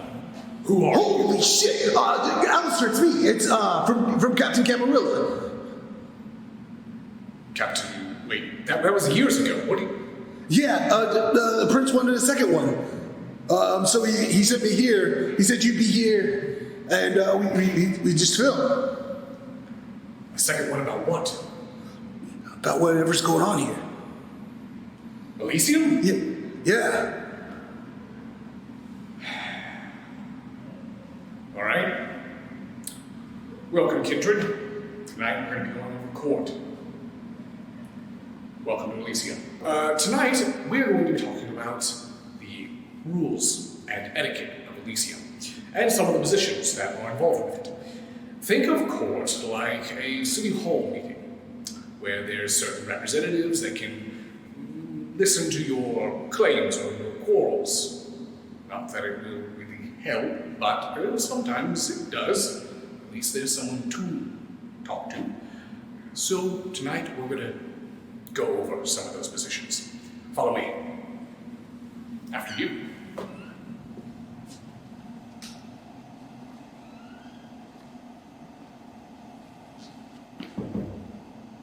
Is this it? This is dead. That's not a joke. Alright, anyways, first things first, when you get into court, is you need to do a weapons check. Weapons are prohibited. So, you'll have to meet someone at the door. Hey, there we are, Sheriff. How are you doing? Doing good. See you're grabbing all the weapons and everything? Do you have any weapons on you? I do not have any weapons on me. But if I did, I would act. No, wait, I do have a weapon on me. The prince's weapon. Yes. The prince told me to bring this. That's why I actually even came tonight. It's a squirt gun. Why do you have a squirt gun? It's filled with acid. I don't know. It's just what the prince likes to use. And are you just eating a bag of cocaine? We are in Miami. There's a reason why the Camarilla are not in control of Miami. All right, well, let's move on. So, once you get done with the weapons check, one of the next things you want to do is start mingling and socialize. You never know who's going to show up to these things, so let's go ahead and get a feel of the room. Looks like the sheriff is still eating cocaine, so that's good. Looks like the seneschal's going over her notes, probably wondering where the hell the prince is. And we have an anarch here, the one with the really colorful shirt. Let's watch this. This could be interesting. So, you got two of you. No, repeat after me. Two of you! Two of you! Two of you!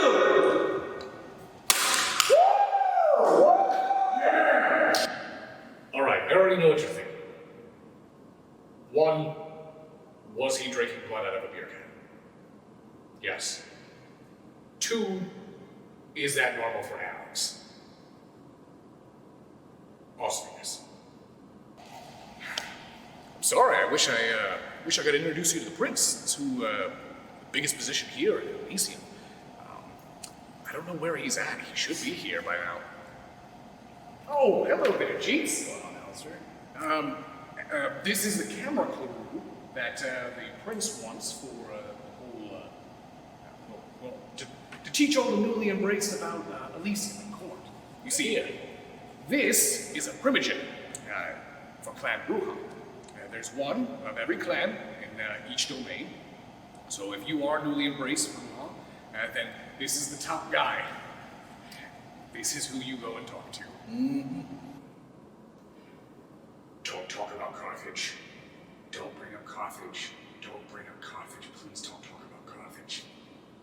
It's pretty dead in here, isn't it? It is very dead. I don't know what's going on. It's dead, it's Carthage.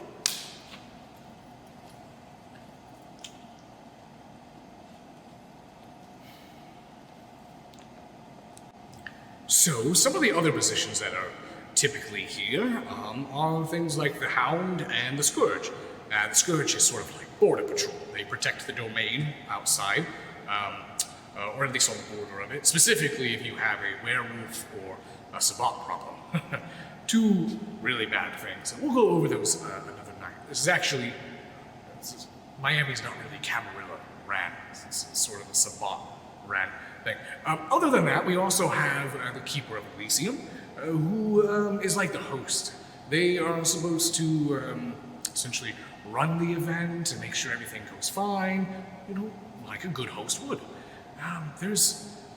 It's very strange and unusual that this is this small here. Normally it's a lot bigger, a lot more kindred. Oh, good evening, Adelaide. How are you? I'm great. How about yourself? I'm doing splendid. Oh, that's nice. This is Adelaide. This is the Harpy.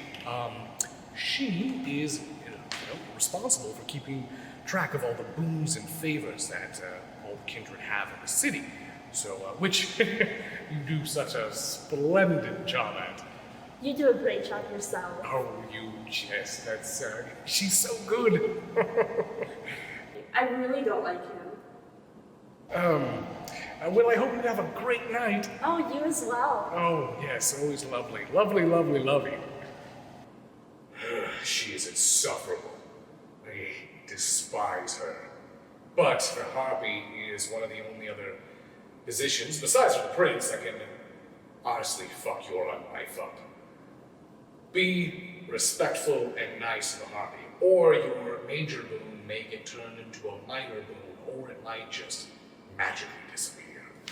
All right, everyone. It's been 5 hours. Prince still isn't here. I really don't think he's going to show up. So, at this point, we could wait another hour. No, I ain't waiting another fucking. I spent 5 hours. I got so much shit to do. See you, Alistair. Take it easy, man.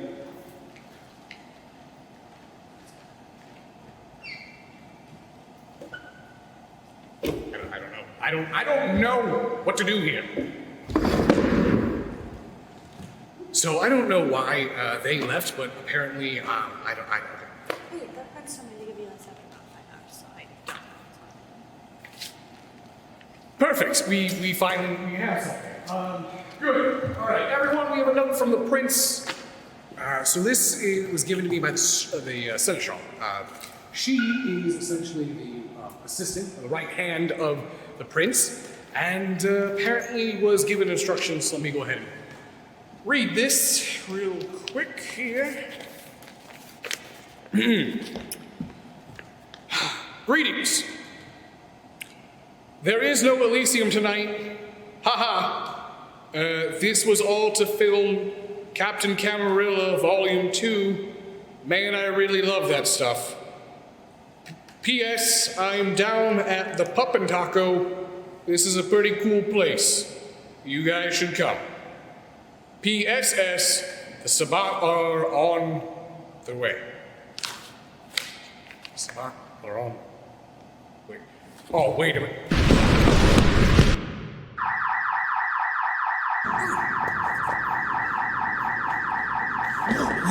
Oh God! Oh God! Alistair! Alistair, what happened? Forget about that. Listen, there's one more position we can talk about tonight. My name isn't Alistair for no reason.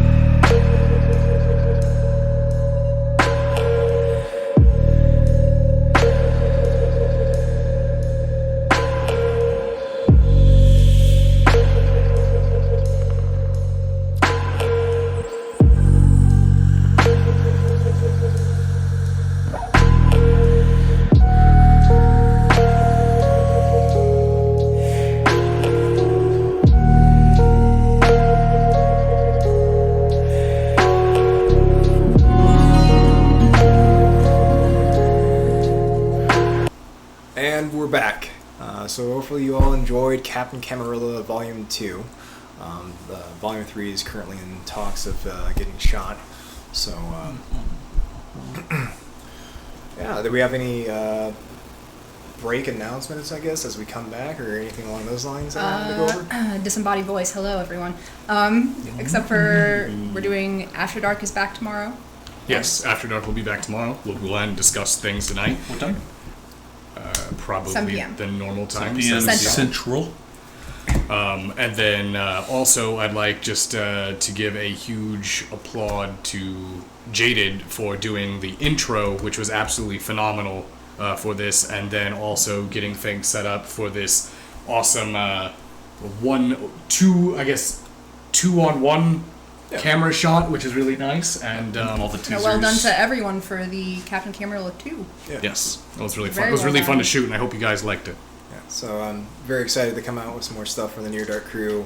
Everyone has done a fantastic job that participated in that, and again, yeah, thank you to Jaded for pretty much everything. Anything you ever see promotional-wise, like as far as like graphics for the layout, all that stuff, that's 100% Jaded.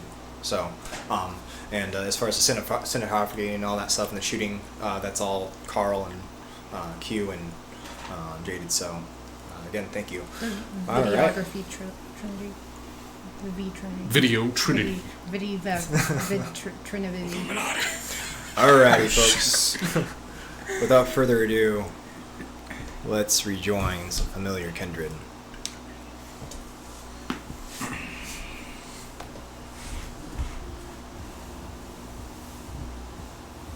Memphis Piper.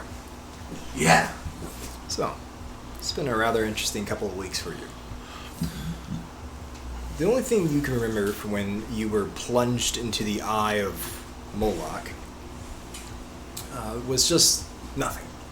You were in an abyss of these very beautiful translucent colors. It almost felt like you were floating in murky painted waters. Mm-hmm.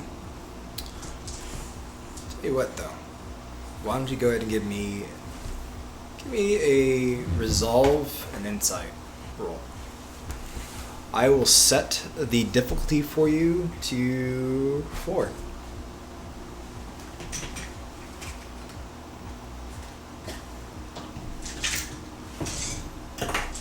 Alright, let's see if I can't make some things happen.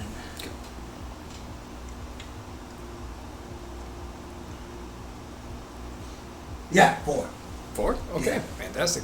It was either that or a critical failure. As you begin to think and wait for the night, for a split second as you open your eyes, go ahead and give me a rouse check too. I'm hungry. You're hungry. All right. As you come to in this rather small, it's kind of it's a bit of a, it's not really a apartment. It's not really a bedroom. It's more or less a rather large closet in a warehouse that you've been staying in.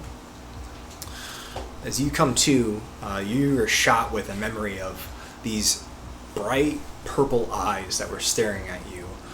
You remember being carried, and after that, it's just darkness. When you finally came to, you awoke into your new companion, Six.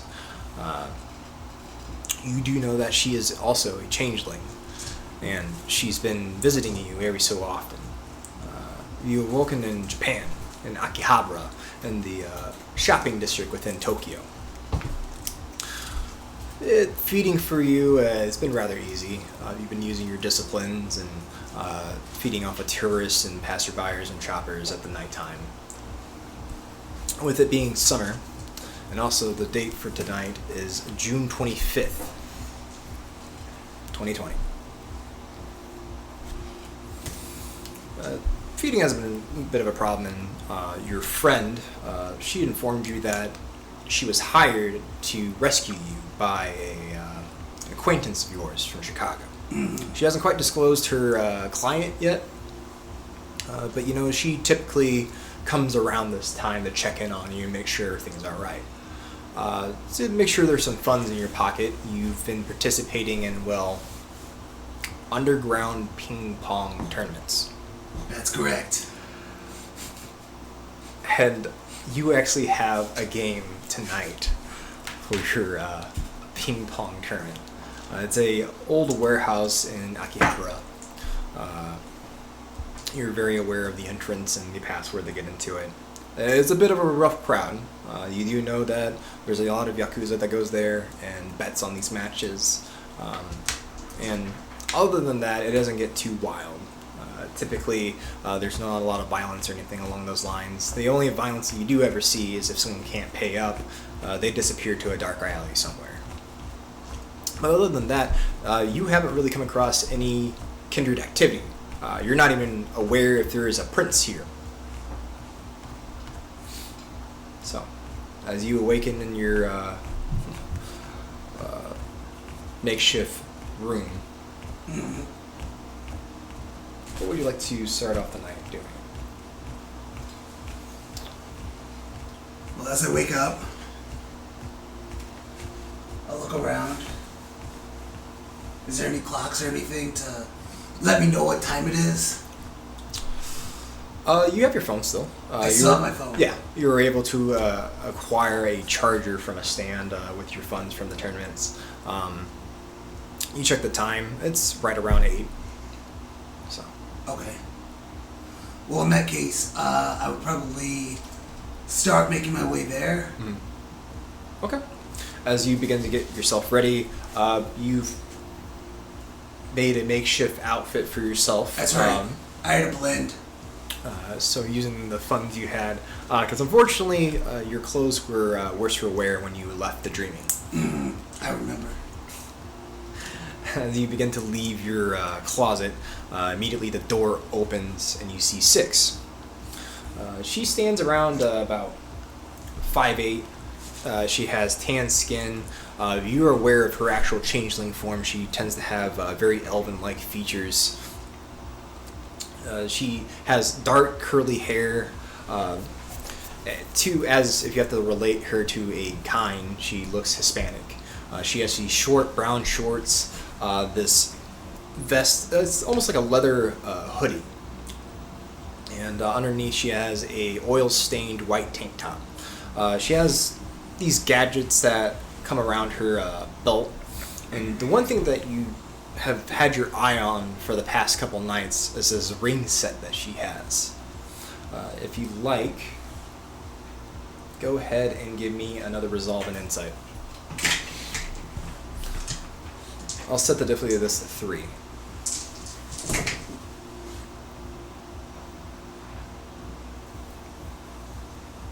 That is a fail. A fail? Yes. Okay. The only thing you can recall is that whenever she goes up to a door and she uses these keys, she just disappears. She walks out the other side and is just no longer there. And I know she's a changeling? Yeah. Is it fair to assume that takes her into the dreaming? Possibly. So you see her step through. Okay, so I don't know how much longer I'm supposed to keep you here. She's not telling me when to bring you back. That's okay, I'm setting myself up in a position where I can be here for a while. Get in deep, find out what my mission is, and accomplish it. What mission? What are you talking about? What do you mean? I rescued you. You remember that? Yeah. Okay. So you're on a mission in Japan? I don't know. Am I? No, I brought you here because I was told to just stash you somewhere. Right. If I had the rest of my keys, I may have stashed you over somewhere in the United States, but unfortunately... By the way, what's up with those keys? My keys? Yeah. They take me places. I'd have a full set if it wasn't for that fucking asshole. Which one? He's one of your kind. I mean, if you need to, I can take care of him. I have connections. Okay, cool. Maybe you could help me get my keys back to pay me back. Yeah, no problem. All right. So, what are you doing tonight? I need to be able to give a detailed explanation of what you're doing every single night to your friend. Yeah, no problem. I'm gonna pull one of the usual and head on down to the underground ping pong tournament. You're still playing table tennis. Yes. Don't call it ping pong. Huh? Don't call it ping pong. It's table tennis. When you hit the ball, it doesn't go table tennis. Also, how are you it getting goes a ping pong? I don't even think you speak Japanese. Yeah, I do. In fact, they have a name for me. What's that? It's Wazoo Rawashi. So they're just calling you really annoying. No, Black Paddle.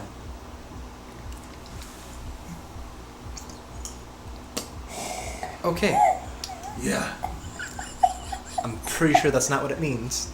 No, I'm pretty sure it is. In fact, I'm going to win the money tonight to get it tattooed on me. Of those characters?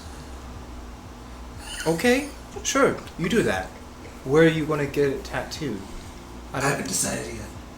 Don't think Maybe a face tattoo. You think I can pull off a face tattoo? I don't think you can get a tattoo. Is what I'm saying. Wait, why? Do you know what you are? Really good at ping pong. No. What you are. You're Oh, yeah. Shh, don't tell me. Okay, so you would just heal and it would disappear. Wait, what? Yes. Number one. Well, hold on. How do you know that? How long have you... This? You feel new. It'll be a year in about 2 weeks. A week. Exactly a week. Okay, so scratch you going after the guy that took my keys. Oh, no. You don't understand. I'm Memphis Piper. I have all the connections. Cool. I'm on my way to be a god. Okay. I'm gonna go call your friend and see what I'm supposed to do with you for tonight. Okay. If you're going to the same place I know you're going, I'll just find you there. No problem. I might stop and play some pachinko on the way, though. You have a gambling problem, you know that, right? It's only a problem if I don't win. Okay, whatever. Alright. Thank you again, Six. Yeah. Should I call you Six? Yes, it's Or 6. Roku? No. Roku? Yeah. Like... That's Japanese for 6. Since when in Rome. Okay, whatever. I'm starting to get an aneurysm. She begins to fumble through her keys, unlocks the door, and you see a bit of a sheen on the door as you watch her disappear. I'm gonna go over to the door and see if there's anything funny about the door, or if it's definitely those keys. Okay. As you begin to inspect the door, why don't you go ahead and give me intelligence and investigation, or resolve investigation, whatever's the highest pool for you. I will do resolve.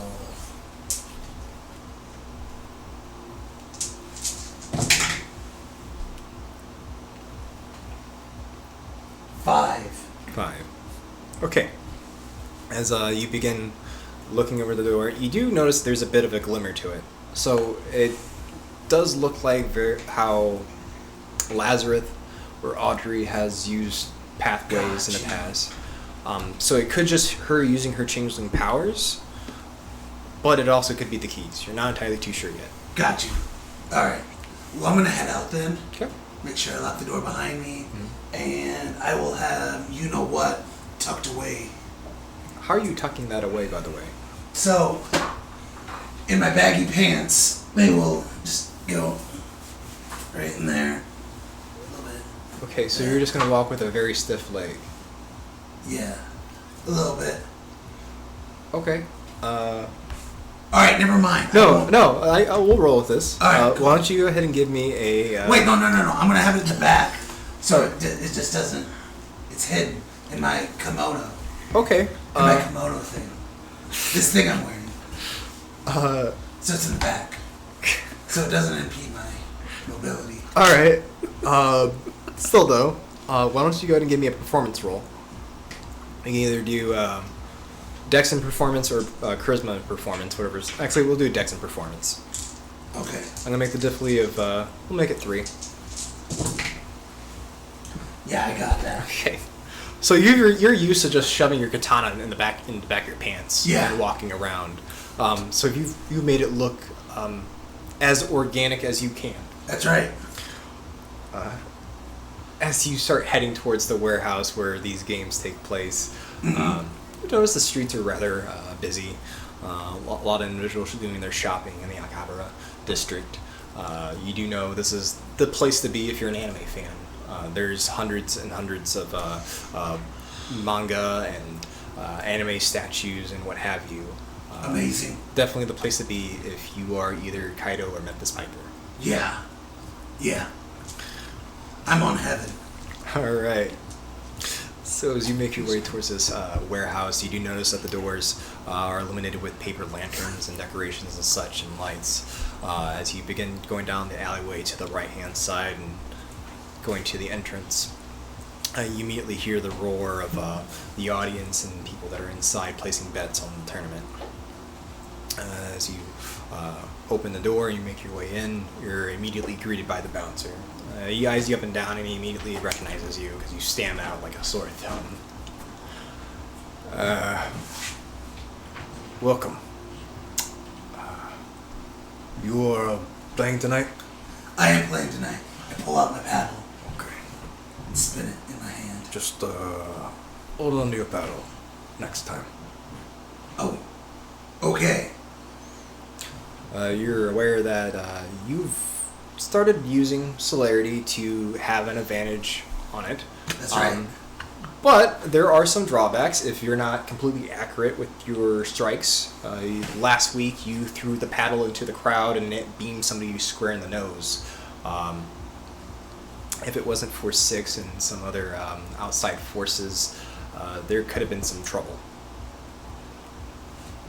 I couldn't have handled it. No, it No? definitely was a Yakuza boss that you hit square in the face. Yeah, but Majesty.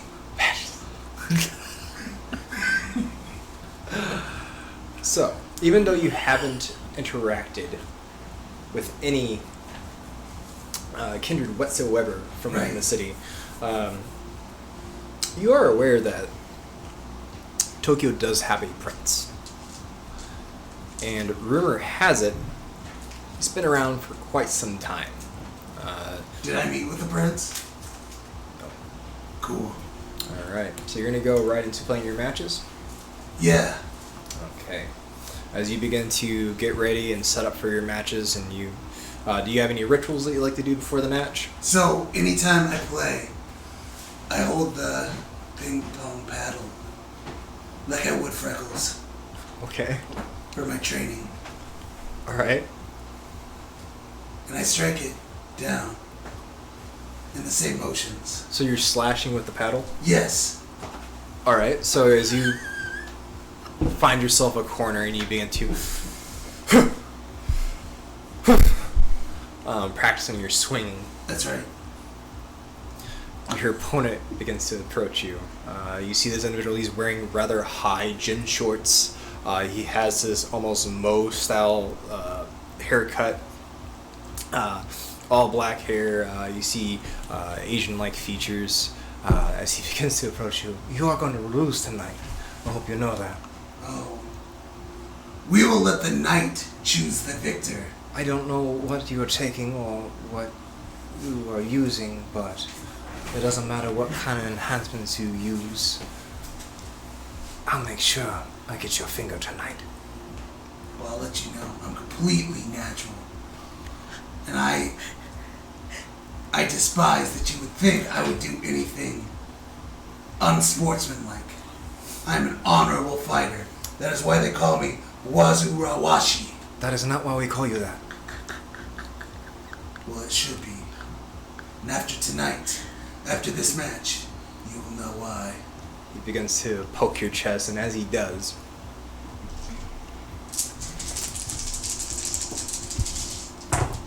Wait, why are you rolling?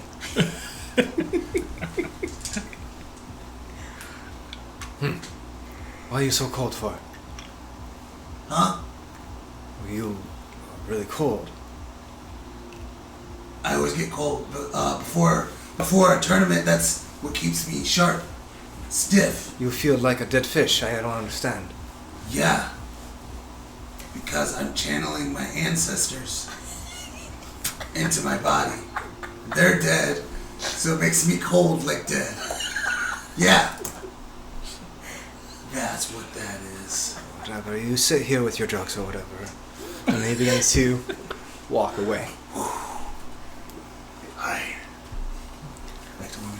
Also, I'm gonna go hide Freckles somewhere too. You're gonna hide Freckles somewhere? Yeah. Okay. Are you looking for any type of space or particular space to hide him in? Oh, like, do they give us like gym lockers or anything like that? No, there's no gym lockers here. As you begin to look around the warehouse, you realize this is where they store toys. There's several boxes that says Jokin on it. So I'm assuming you're probably going to stash it behind some boxes or what have you. Okay. As you hide your katana. I've got to be completely limber. Tell you what, why don't you go ahead and give me manipulation and... Actually, just give me manipulation and stealth.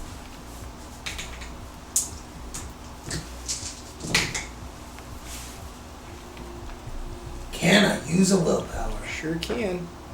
That's just one? Yeah. Oh no, it's 3 regular die. Oh.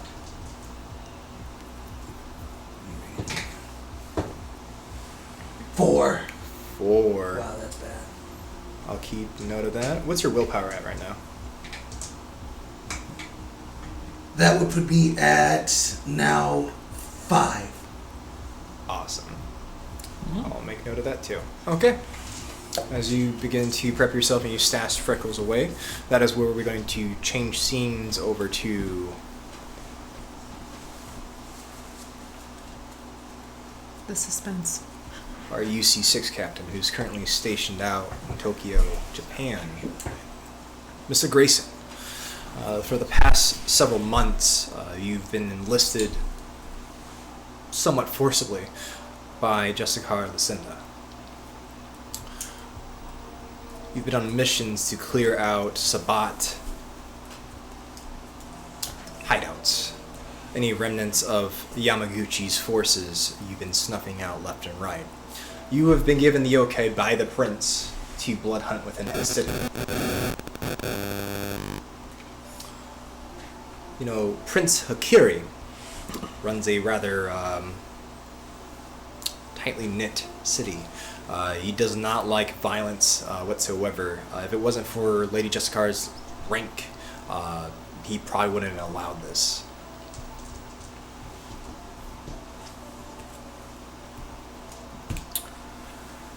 Alright, so, where exactly is the scene? You are currently stationed within a warehouse district within the Akihabara. You're also aware that right now there is intel coming in from Lady Justicar, but you haven't quite come across it yet. You're within a van with Kaido, Oscar, Trey, and Kendra. Can you give me a rouse check for the night? I get hungry.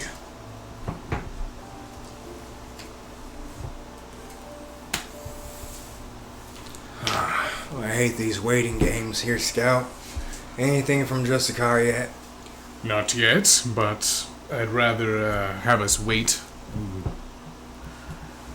instead of have us do something brash. Whatever. Within minutes, you hear your phone go off. It's a call or a text? It's a call. I'll answer it. This is Alistair. Hear Portia's voice roll over the phone. So, how is my favorite little Ventru? Portia? Alistair? What do I owe you the pleasure? Let's say I outsourced and hired somebody. They found Memphis. I'm sorry, what? They found Memphis and they... Where is he? Alright, fine. Right to the point then. He's currently being stashed out in Japan somewhere. That's what Six told me. You've got to be kidding me. He's in Japan? Yeah, I don't know why she picked that place in particular, but, yes. Do you know his exact location right now? I will hear in a bit when she contacts me. When you do, let me know. By coincidence, I am also in Japan. Oh, are you dealing with, cleaning up Yamaguchi's mess? That is exactly what I'm doing. Well, Mr. Grayson, it appears that I've fulfilled my end of the bargain. I'll be cashing in that boon soon. You'll hear from me. Whenever you need it, Portia. Hey, Scout, was that Jessica? That was not Lady Jessica, but it was something very important. Alright. I may be having a little detour once we get done with Lady Jessica. You know, as Kaido rolls out of the passenger seat and he begins coming towards the back towards you. Hey, let's just step outside real quick. Yes, I think so. Kaido steps out with you. As the two of you step out of the van, and you get a little bit of a distance from it. Hey, what was that about? Memphis is in Japan. That was Portia. She apparently outsourced someone. They found him, stashed him here. Not sure where at here in Japan. She's going to get a hold of me once she gets the exact location. So, we need to get him. Yeah, and, did she say how long he's been in here, or? I don't know. I don't even know what state he's in. Okay, that's not good. I don't trust him at all by himself here. No, I don't. The only logical thing that comes to my mind is that he's being held captive somewhere. Memphis let loose in this country is the worst thing I could possibly imagine, especially with how he does not understand the language, how incredibly insensitive he is to their culture. I believe, what do you call, a weeb? Yes, He's a weebs? He is a weeb. Yes. That was... Well, we need to get him out of here. This country doesn't need any more weebs. Yeah, I would just, yeah, we don't need more weebs here. Well, hopefully Jessica gets with us soon. You notice the van window beginning to slide down. See a puff of cigar smoke billow out. Amber hits the ground and you see Oscar stick his head out. Hey, well, I got a little impatient and, I called the boss. Alright, so what's the call? Well, looks like you boys are going to go down to a shopping district and investigate a supposed kindred activity. Gary has been hearing about someone breaking the Masquerade, apparently. You may think this might be Sabat related. Alright, how are they breaking the Masquerade? You might want to see this. Alright, I'm gonna walk over. Okay. As you walk over, he brings over a small tablet and begins panning through different shots. It looks like whoever this individual is, they're blatantly using celerity like an idiot. He's it's really hard to make out, but you only see the back of them. You notice that they're playing what looks like table tennis, and they're using their disciplines to cheat at table tennis. As I'm watching it, Oscar, Yeah. why would the Sabat be using kindred abilities to win at table tennis? I don't know, Scout. Why Carrie's probably just really pissed at this guy.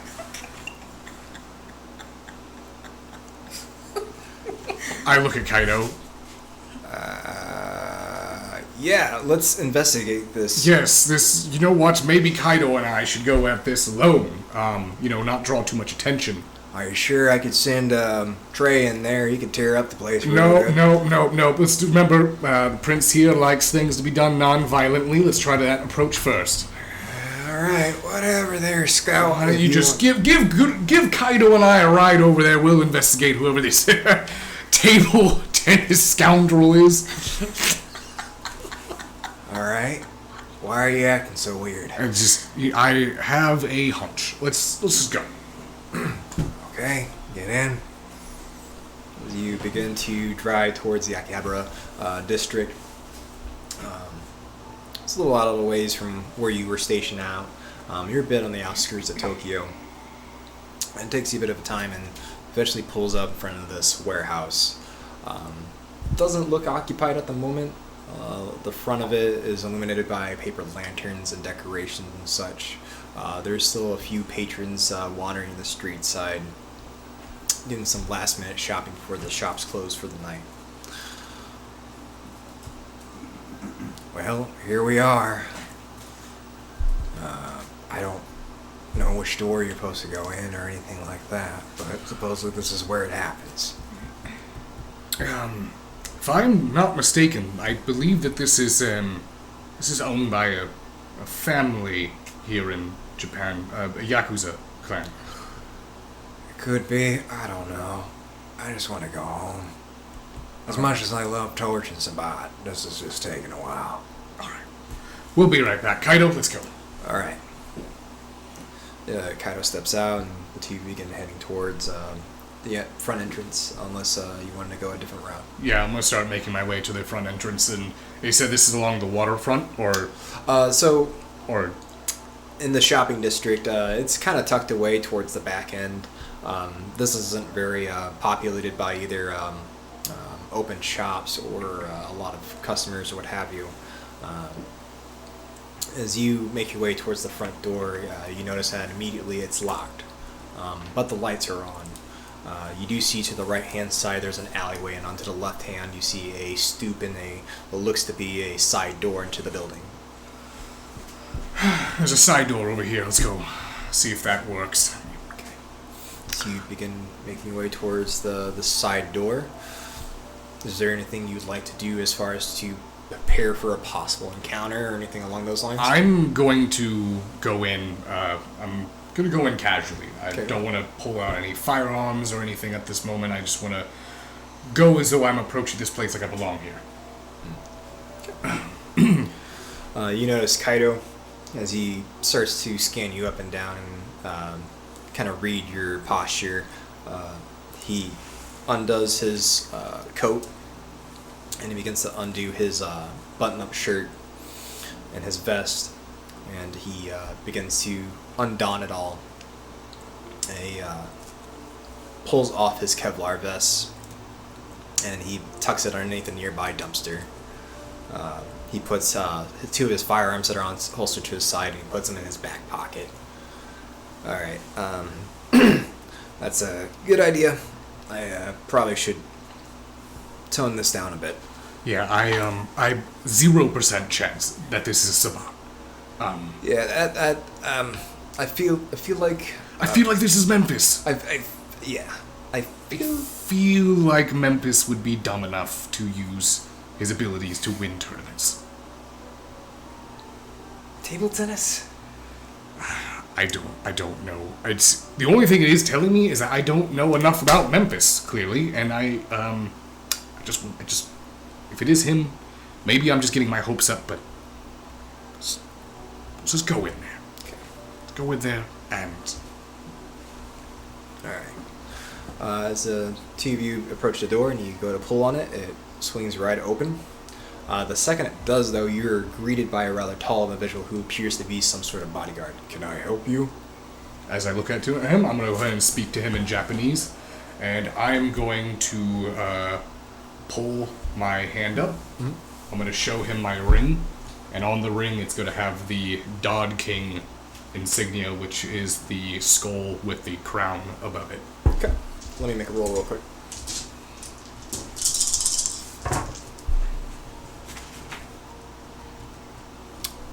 My apologies. He steps back, puts his hands to the side, and lets you in. I walk in. What the hell was that about? So, a lot of the families here in Japan, well, they sort of, Lorienko and I sort of started all that. As far as, the unification of them.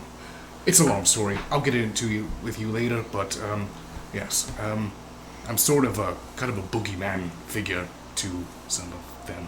Okay. Alright, it's a long story. As you two make your way, you begin to hear this rowdy crowd, and as you break into the scene, you notice that they've used a warehouse to turn into a makeshift table tennis court. You see two tables set up side by side. You notice that one of the players is already set up. He's wearing short gym shorts, a tank gym tee, and has a bowl cut. He seems to be kind of bouncing back and forth, getting ready to face his opponent. You see the crowd is rather full. It does not look like a lot of commoners. It looks like a lot of suits, a lot of Yakuza here. It's a bit of a rough crowd. As you begin to observe this, Memphis, you notice a ref comes towards your side and he comes to get you. All right, you ready for tonight? I'm so ready. Okay.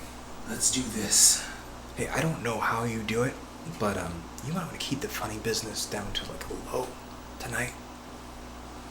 I cannot control the fury that comes out of my paddle. Right. Only point the direction where I hope So I'm gonna power goes. tell you this because it feels like you are out of your element completely. Hmm?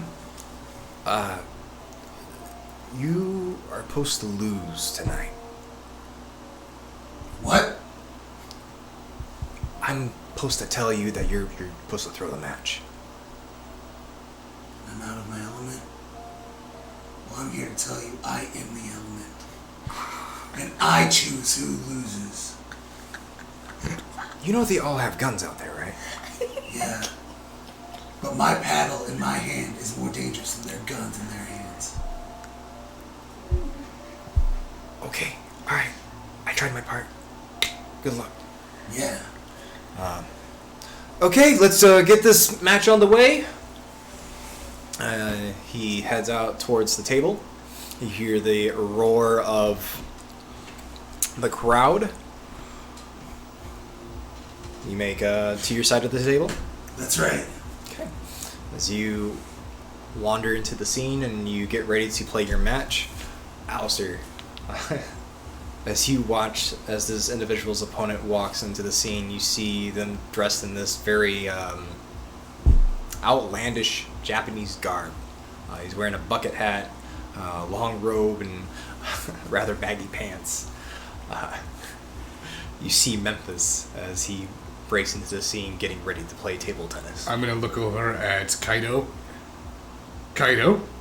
Alistair? We both agree that that's Memphis, right?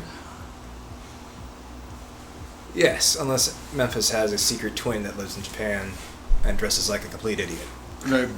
Not just dresses like an idiot, dresses like a homeless person from the Meiji era. So, that's, Is he swinging that paddle like a sword, yes. Like a katana. Alright, I'm going to end this.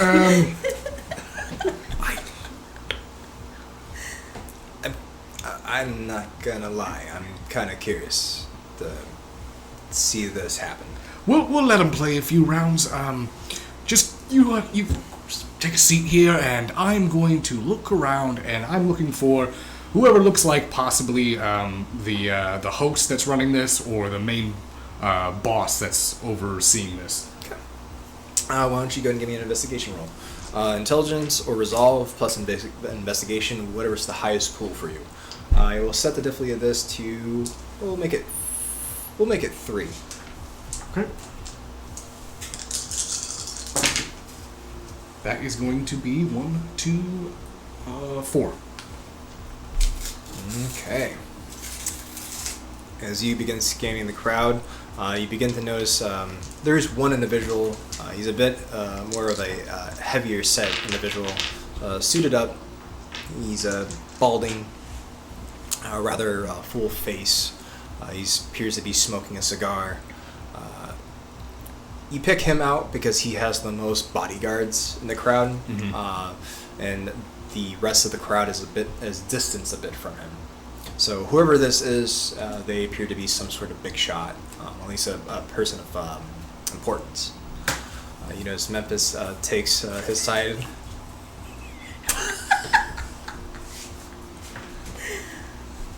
Introducing into the ring, El Bronco. And his opponent, Jin.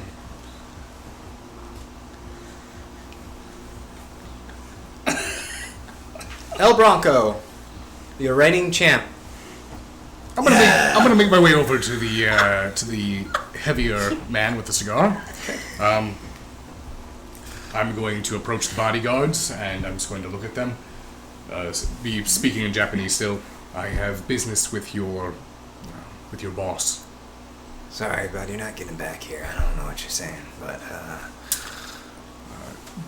why don't you tell him Oniketsu comes to see him? Right. Okay. Well, you wait right here. You notice his partner kind of mean mugs you and kind of keeps his hand on his piece as he leaves to talk to his boss. As this happens, your match begins and it commences. Do I serve? You are serving. Alright.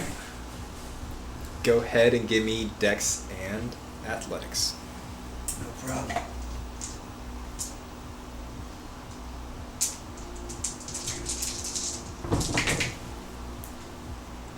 So as I'm doing this, I'm saying single paddle style, super secret Memphis paddle jutsu. Jesus Christ.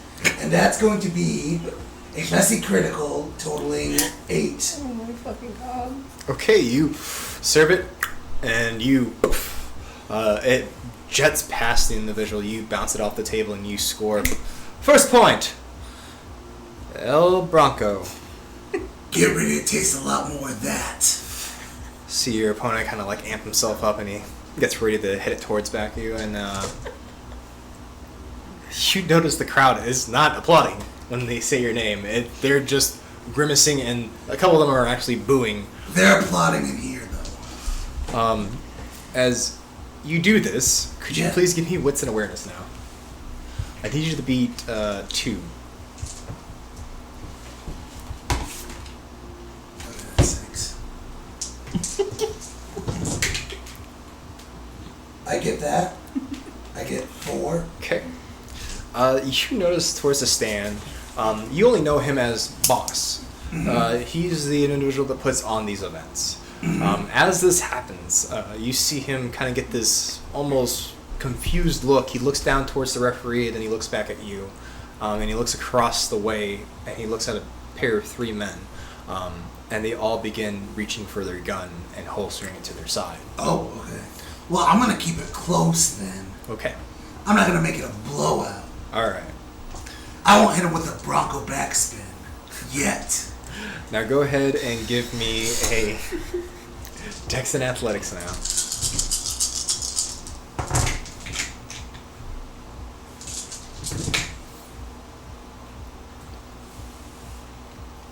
That's a 3.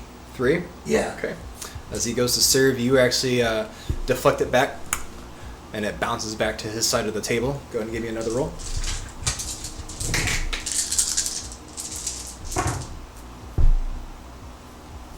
Eight. Messy.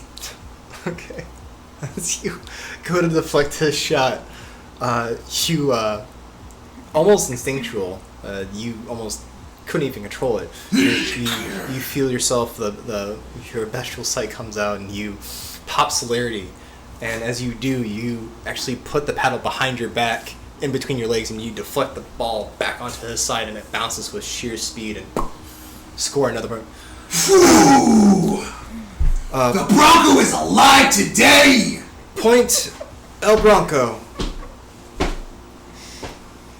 As you see the referee raises his hand, he kind of like shrinks it back down and he looks back towards the three individuals and back at the boss. Serving! And it's, go ahead and make a roll. Wait, have I scored every point so far? Yes, so far. I'm gonna wolf it. Can I purposely, like, mess this one up?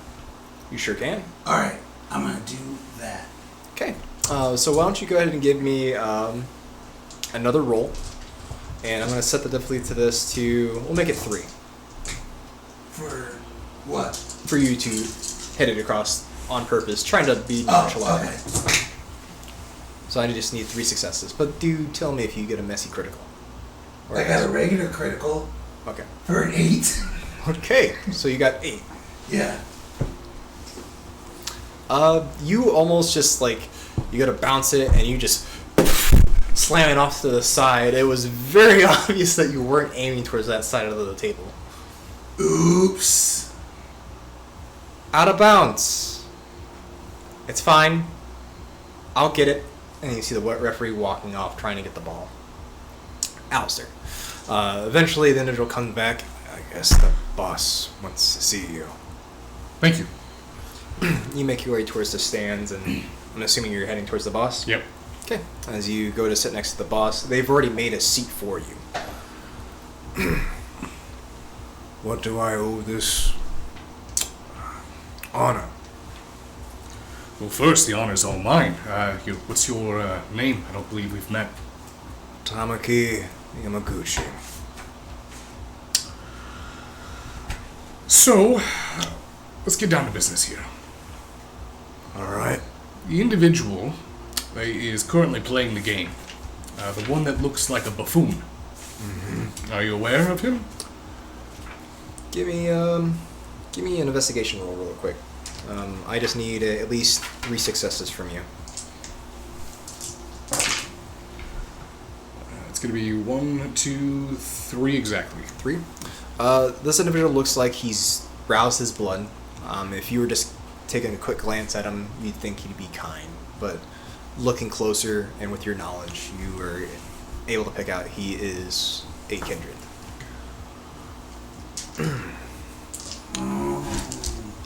Yes, I am very aware. Your friend down there is a kindred. And he's been using his disciplines for the past couple of weeks to win these matches. Yes, it's clearly obvious with the between-the-leg paddle shot. Not even slightly trying to hide it. I'll tell you what, he's the reason why we're here. And I'm going to take him off your hands. Akiri wants him dead. You know that, right? And that is what will be done. But we don't need to make a scene about it. Manipulation and subterfuge, please.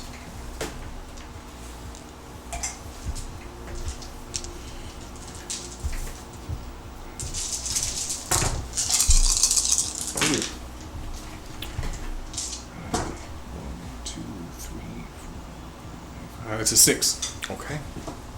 Alright. Well, I've only heard tales of you. But if your name precedes you, so you know what you're doing. How long have you been running this operation here? Well, Saizo left a couple months ago and hasn't really given word back on what's happening over in the States. I've only been working his operation for a couple months now. The Yamaguchi clan has always been a very respectable clan. I've always admired them for their strength and bravery. However, if you are old enough or wise enough to know about the Dod Kings, then you will know this. We are returning. And I would like to rekindle the fires between my organization and the families here in Japan. After all of your men seem to be outfitted with my weaponry. Well, they are. Though, speaking of family, He points down towards the crowd and he points right at Kaido. is that the young Hikashi boy? Is my child.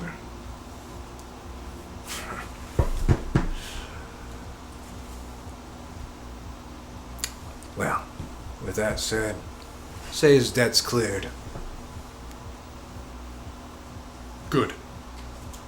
He'll be pleased to know that he's no longer burdened by the sins of his father. I like that, kid. Are you, taking care of him?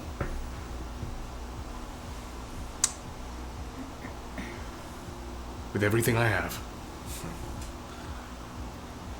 His father was a piece of shit.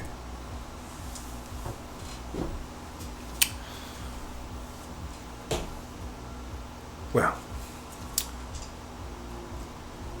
you tell Kaido that, his great uncle says hello. I will. Alright, get him out of here. I'm tired of losing money to him. Alright. And I'm gonna go ahead and get up and, I'm just gonna proceed to walk down onto the court. Okay. As you begin walking down towards the court, you have been serving back and forth. Yeah. Are you trying to throw now? I was for a little bit, but then the heat of the sport has gotten to me, Okay. and all I want to do is destroy him. Okay. Mighty Godzilla. Go ahead and roll.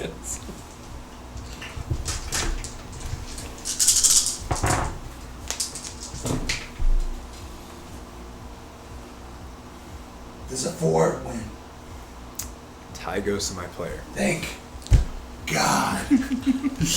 So Memphis, you begin just utterly destroying Jin, just like the rest of your opponents. He's profusely sweating a storm up. He's actually deflected a couple shots back, but he's completely out of breath. As he goes to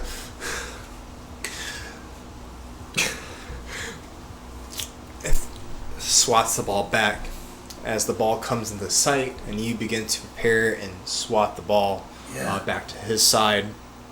As your paddle comes across, you begin to see, you think you're seeing things as you see Alistair coming down a stairway out of the crowd towards the table.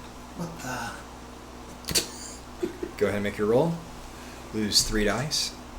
Oh.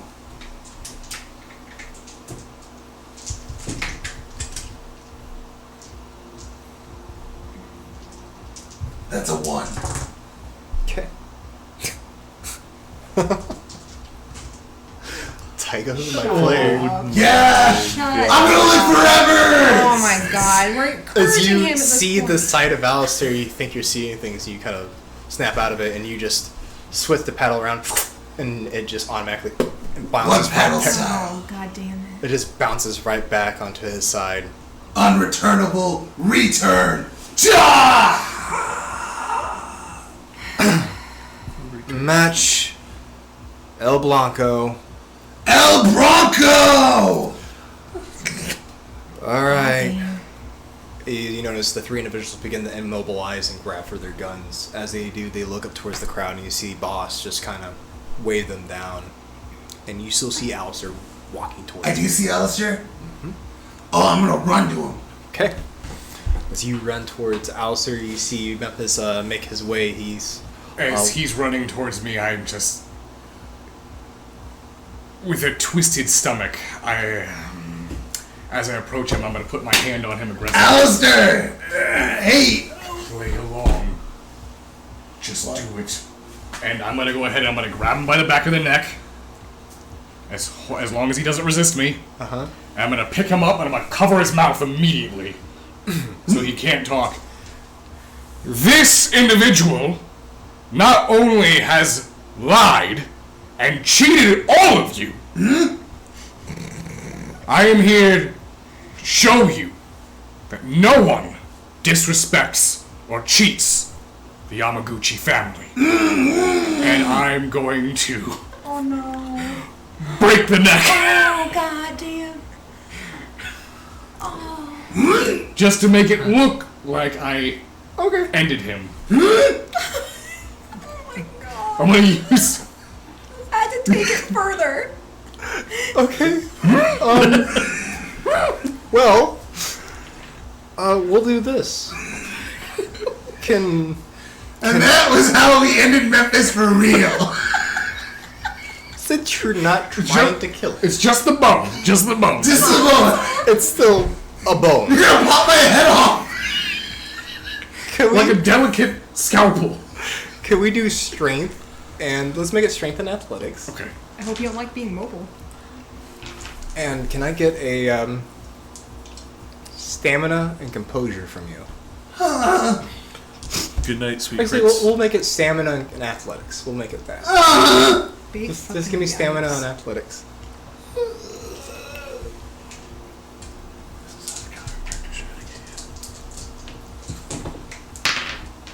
That's exactly what we have. Doing bestial. Okay, Oh, good. So I just gotta beat 2. go and roll. Where's that death mark on? So that's going to be 1, 2, 3. It's a 8. Okay. So this is what happens. You notice Alistair feels very calculated. He's very gentle how he breaks your neck. That sentence makes no sense. As he snaps your neck, I feel like Lenny. is extremely excruciating as you feel your bones just crushing underneath his hands. And as soon as that happens, I'm going to kind of flip his body over while holding his head and just kind of make it look like he's just a corpse, and I'm just going to walk away with him. Okay. As you're kind of like bob back and forth, go ahead and take an aggravated point of damage. Cool. Just absolutely cool. Good seeing you too, bud.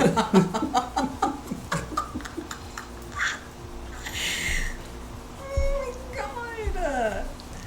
Are you playing along with what he's Yeah. trying to do? Okay. Why don't you go ahead and give me Dex and Performance. And I'm going to walk right to Kaido and just go out the back door. That's a 4 and a bestial. Okay. All right. You lay limp and you roll your eyes back and you act like a corpse as he drags you out of this warehouse. Was that a little too far? And I'm gonna say, no, not for this scum! And I'm gonna walk out. The crowd is like completely just wide mouthed, Wait, just Matt. gasping. Wait, Alistair. Freckles. Freckles is behind the boxes. I'm gonna look at Kaido. Kaido! Could you go grab something that may have been left behind? Those boxes over there. Shut up, Memphis. Shut up. As you whispering this, real quick here. Okay. So you're whispering this, the bodyguard that's by the door, he kind of looks down and he looks towards Memphis's head. And I'm gonna look towards the bodyguard and go, nerves, right? It's always weird when they start doing things after they die. Right. And I'm gonna make my way out. Okay.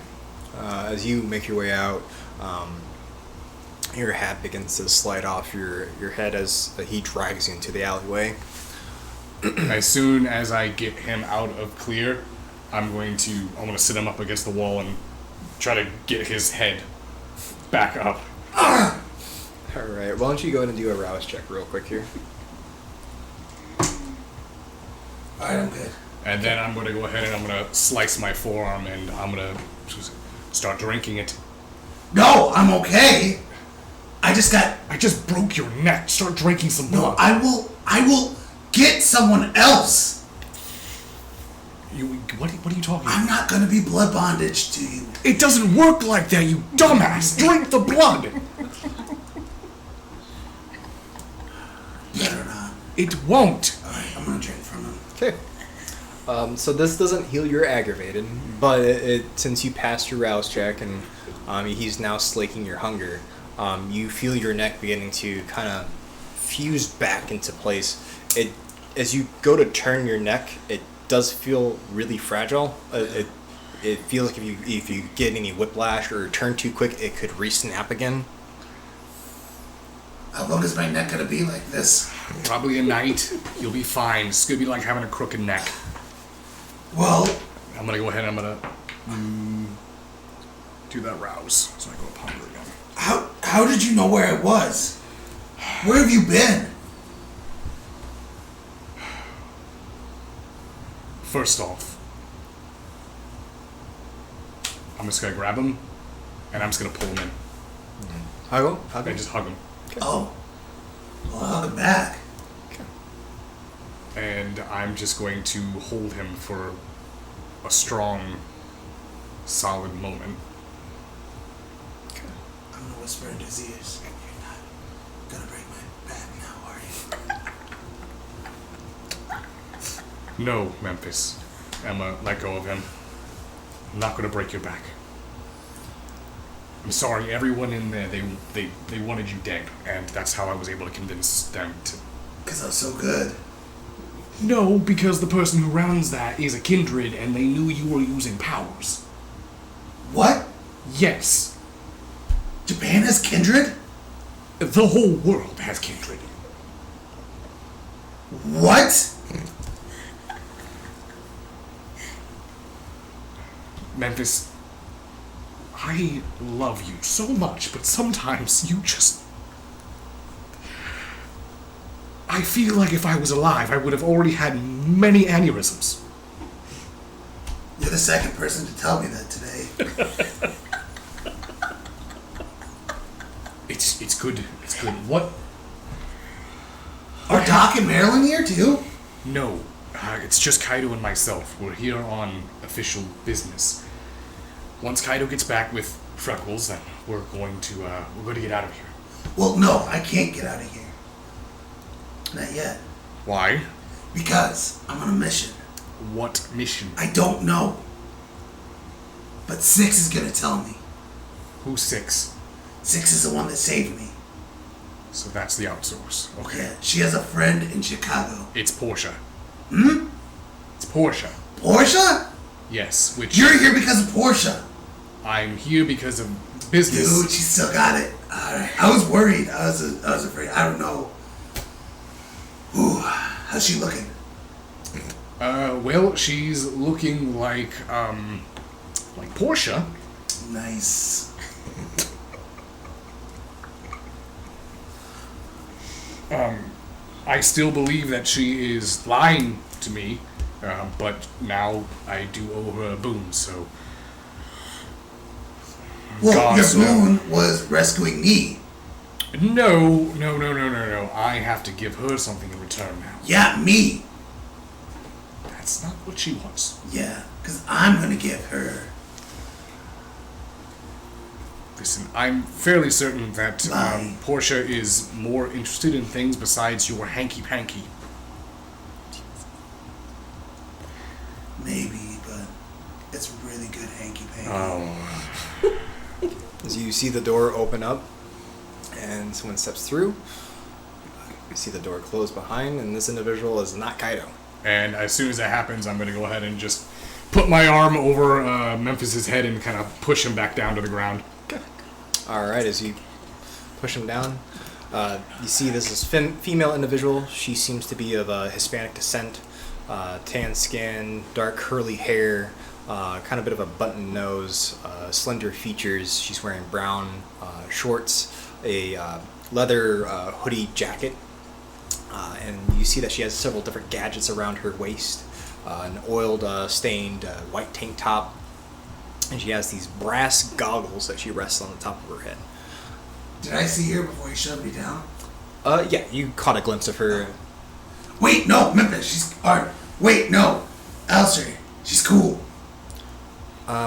Okay, so you are not dead. Someone didn't just snap your neck. No. Who is this? This?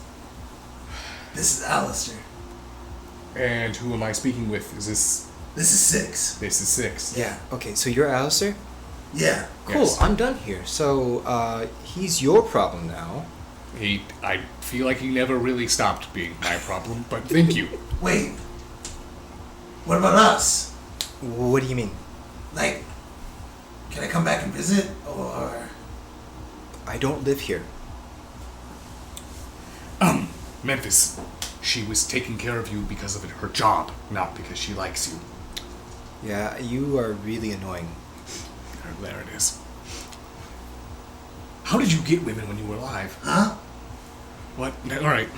Okay. She's clearly has a thing for me. Yeah, I don't think she does. Cute pet names like annoying? Come on. Okay. So she takes the rings off her belt and she starts going through them. So if we're done here, your crazy friend, we're good. Yes. She's not gonna like kill me, right? Oh, is that the person who has your keys? So I'm gonna Portia! I'm gonna go ahead and I'm gonna. Yes. Do you mind if we talk for a moment without Memphis? Sure. Okay, you seem normal. Memphis, just stay here and look dead if someone walks by. Alright. I'm gonna walk over with her. Okay, he kind of steps to the side, away from Memphis. Yeah. I don't want to take up too much of your time. Thank you for keeping him somewhat safe. Mm-hmm. But if you don't mind, you seem to be rather terrified of Portia. Oh, yeah, she's fucking scary. I don't know how she found me. I didn't realize your kind had that ability to find us. From my understanding, you Fey Touch kindred don't exist anymore. But, yeah, she found me on a job and did some weird powers. And, yeah, I got roped into finding this lovely otaku. Otaku? Do you know anything else about her? Anything else about your friend? Yes. I don't even know her name. Alright. I can't even think of it. She didn't really give me one, just a phone number to call. That's all. Thank you. Okay. Alright. Well, if we're done here, I'm going to go. So. Thank you. Enjoy your night. I'm gonna turn back towards Memphis and walk over there. Alright. 6 is out of here. I'm just gonna wait on Kaido. Going to double down on the Portia not young thing. I know, and now I have to ask her for the keys for that one girl. Keys? Yeah. Keys? What do you mean keys? Why are you talking about keys now? Because I told her I'd get her keys back. No. You can give me another resolve and insight if you'd like. Me? Yep. 3 is the difficulty for it.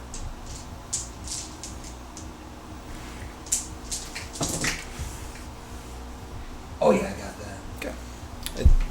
It's finally hit you why those keys seem so familiar. You saw that Kindred John has a very similar set. They almost look identical. The one that got us through the Goblin Market? Yep. Oh my god, they're fake keys. Goblin Market keys. And? What about them? I need those keys. Why do you need to go to the to anything involving the hedge? I don't know. You should stay here. Stay here where in this area, this place. Earth. Alright? Something happened. Yes, you apparently, according to what Erwin and Marilyn told me, you flew directly into the moon and then died. That was real? Yes. You, Marilyn and Erwin, fought Moloch. They threw you into the moon, and apparently he ceased to be, and you with it. And next thing you know, we spend months looking for you. Kaido and I had to get roped into working for the UC6 again by Lady Jessica Lucinda. Jeez. What's the UC6? And you haven't even seen Erwin. Do you know what Erwin looks like right now? Is he still in the gargoyle form? No. It's worse. He wears a bathrobe. Constantly. The man can't even sweat, yet somehow smells bad. You know what? Good for him. That's not good. Yeah, he's living his best life. He thinks he killed you. Oh. How long have you been back and you didn't get a hold of us? It's been almost close to a month now. About a month. You've been around for a month! Willpower, please. Memphis roll. To be fair, we're in Japan. Difficulty is going to be, we'll make it 3. And you know how much I love Japan? That is 1, 2, that's 3. Okay, at least you don't want to break his neck again, so.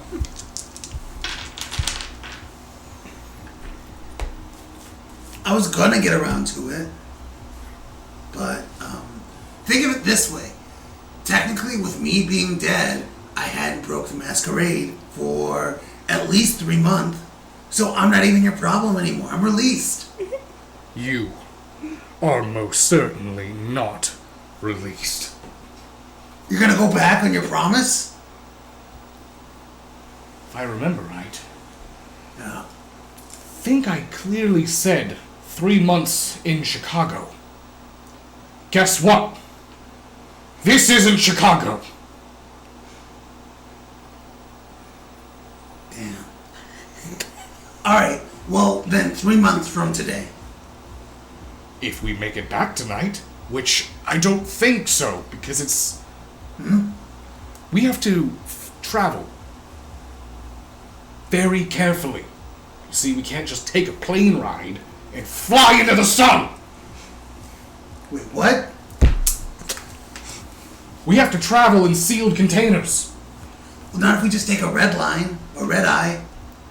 Just a red eye straight from Japan to the United States, to Chicago, fly right into O'Hare, Bob's your uncle.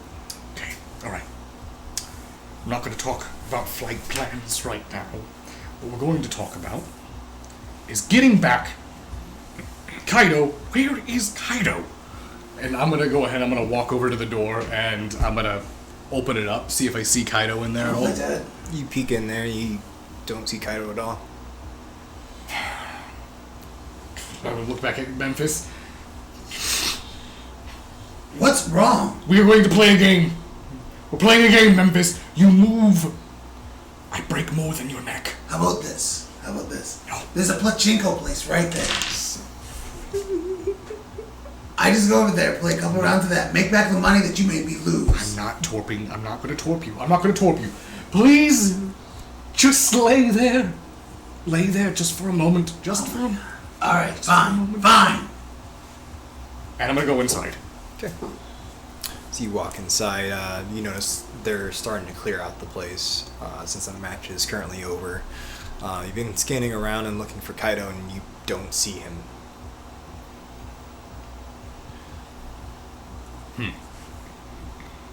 Right. He's got to be here somewhere. I'm going to go ahead and I'm going to call him then.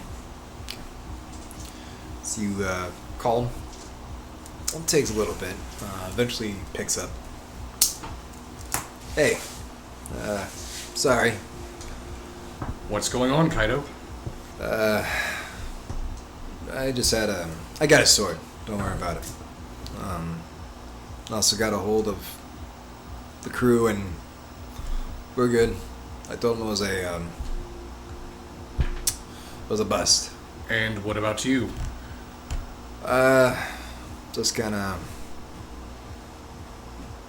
taking a moment for myself. Kaido? Clicks.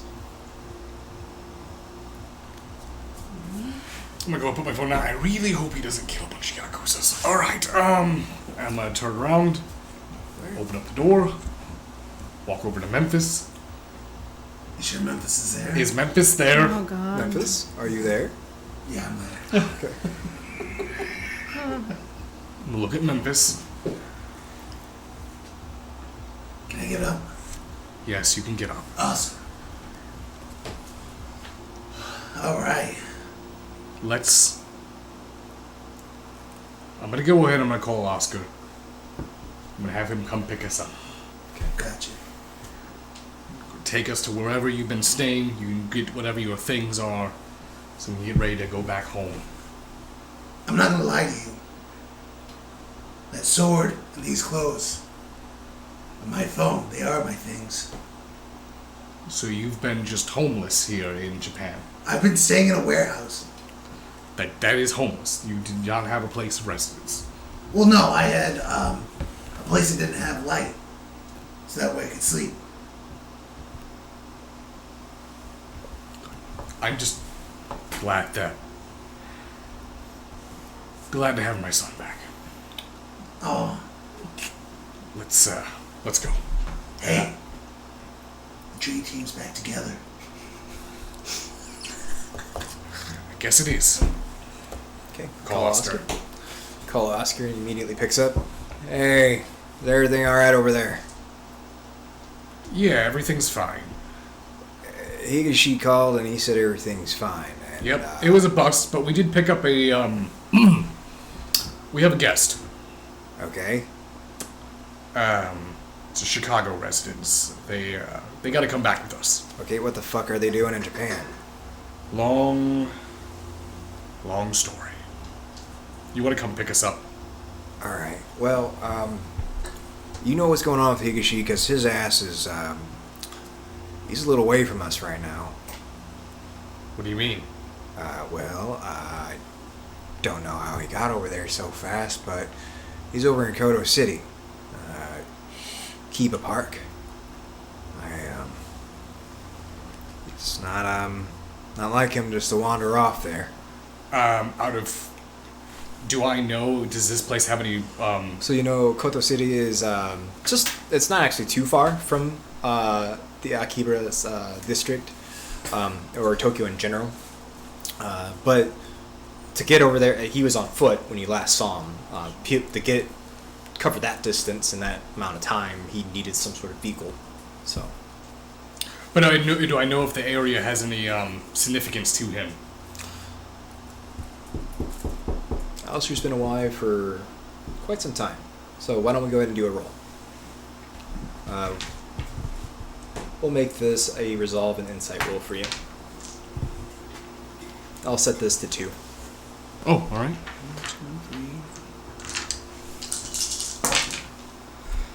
2, 3. That is going to be 1, 2, 3, 3. So you begin shifting through all your memories. It's the only hindrance with being as old as you are. Everything kind of meshes into one every once in a while, trying to dredge up old memories and recalling certain details. As you focus, you start to remember that Kiba Park is actually right across the street from the hospital that his mother was admitted to a couple times. You know that the reason why she had such a bad drinking problem was because, unfortunately, her cancer couldn't be cured. You've watched young Higashi at this park with his mother several times. Oscar actually scratched the pickup. I'll rendezvous with Kaido, and we'll get in touch after that. Alright, well, just don't go tearing up the city or anything crazy. Don't plan on it yet. God damn it. And then I'm going to go ahead and motion over to Memphis, and I'm going to hail a... As soon as we get to a main street or something like that, I'll hail a cab, take a ride over there. Okay.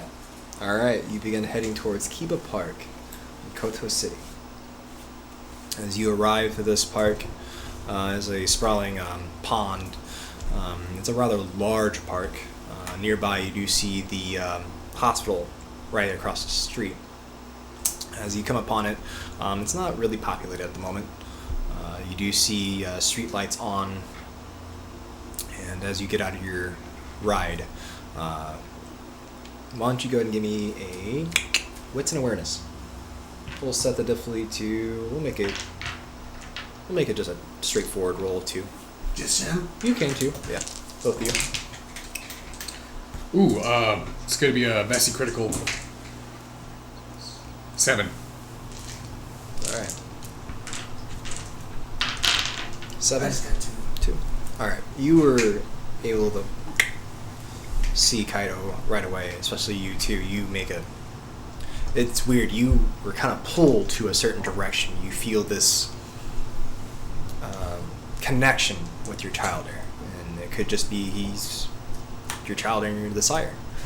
As you look across the park, you see Kaido sitting down on a park bench, illuminated by a lamp. It appears that he's surrounded by several cherry blossom trees that are not currently in bloom right now. He's overlooking the waterfront of the pond, and is just sitting there with a sword. Why are we at a hospital? I want to look towards Memphis. This is where Kaido's mother passed away. She had cancer. And he used to come and visit her here at this park, so please, be sensitive. I think you should understand what it's like to have a sick mother. His mom had cancer? Yeah. Jeez. And I'm going to slowly walk in. Okay. As you begin approaching your child there. Memphis, are you following too? Yeah, I'll follow, but I'll hang back. Hang back? It seems like a private moment. Okay. So you begin approaching Kaido. You notice he's currently sitting on the bench. He's got the katana laying across his lap, and he's in a very contemplative stare or posture. He has his hands folded, resting his chin upon it. Hey. I'm going to sit down next to him. Would you have changed anything? If you could go back? Would you do things differently?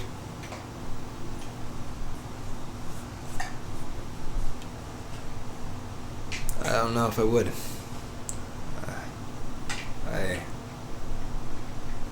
When I got my father arrested, I thought everything with me and my mother would be fine.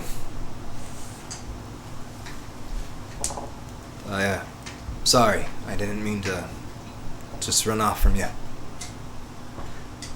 You need moments like this. And I'm going to look towards Memphis. And he needs to understand he needs to do these things as well. You guys talking about me? Yes, Memphis. I'm going to look back towards Kaido. When you used to come and visit your mom here, I still yet hadn't decided whether or not I was going to embrace you. Wasn't until after you turned in your father. That's when I made my decision. You are a brilliant young man. And you are my first child. I suppose it's must be like being a parent without the raising part. You have a lot of years ahead of you. I know you're smart enough to survive. But don't for a moment think that you could have changed things.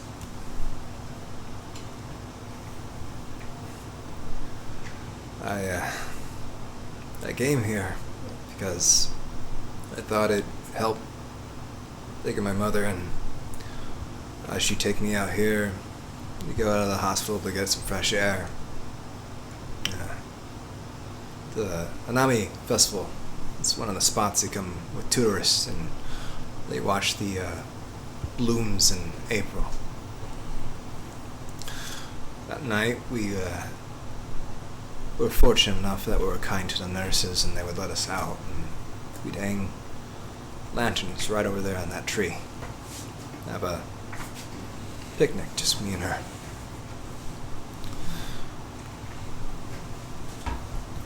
Alistair, I came here and I feel nothing. I saw Memphis, and I thought that I'd be happy to see my friend. But I feel nothing. I don't know what's wrong with me. I don't know if this is how you feel. Every second. It's so easy for young kindred. It's so very easy for them to cast judgment on elders. They don't know the absence of empathy. And Kaido, I wish, and I can only hope that I was correct in my assumptions. The only reason why I changed you was because I believed that you were strong enough to deal with this burden.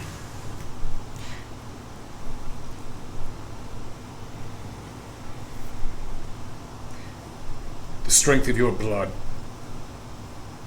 it will take hundreds of years for Memphis to even remotely feel what you feel, or lack of.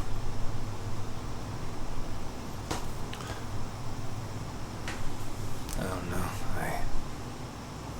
See him, he begins to take off his leather gloves. And as he does, you notice something strange about young Hikashi's hands. They appear to be a lot or paler than they originally were. You understand that kindred they go underneath the embrace. Their complexion obviously is not as it once used to be because of, of course, of being undead. But something's off. They're almost stark white. You see the tips of them. It appears that his fingernails appear black, or at least blackened, as if you would take a lighter and burn the tip of the nail. I didn't feel this way until just a couple months ago, actually. Explain. Well, you are the only one that knows. But yeah, I'm Oni, and I can use Oblivion. Sierra showed me. And have you been using that? I didn't think. And it could be just the potency of my blood. There are repercussions to those disciplines, Kaido. Sacrifices. I didn't know, I didn't know it would do this. I just wanted to be strong enough to protect you all. And you are, Kaido. Stop thinking you're not enough. You were enough for your mother when she was sick.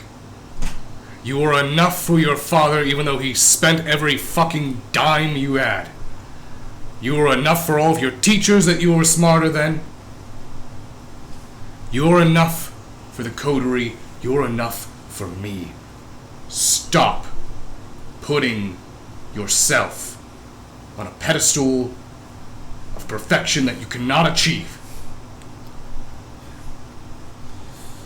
Now, sir, tell me, why did she leave? Why did Sammy leave me? What did I do wrong? I don't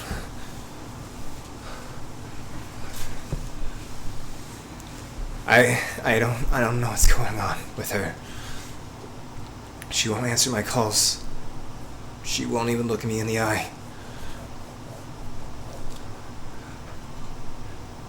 Kaido.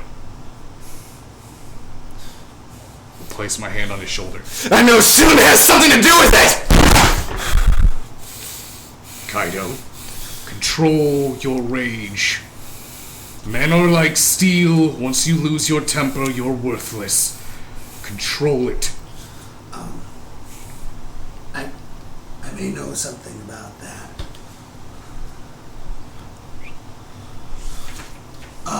They're part of a secret cult. The Night Girls, Sisterhood.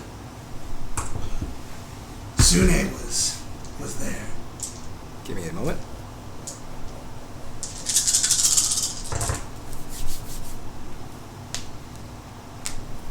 Can you give me Dex and Athletics? What? Uh-oh. I said, that was a Memphis roll, apparently. He's a ready boy. for everyone.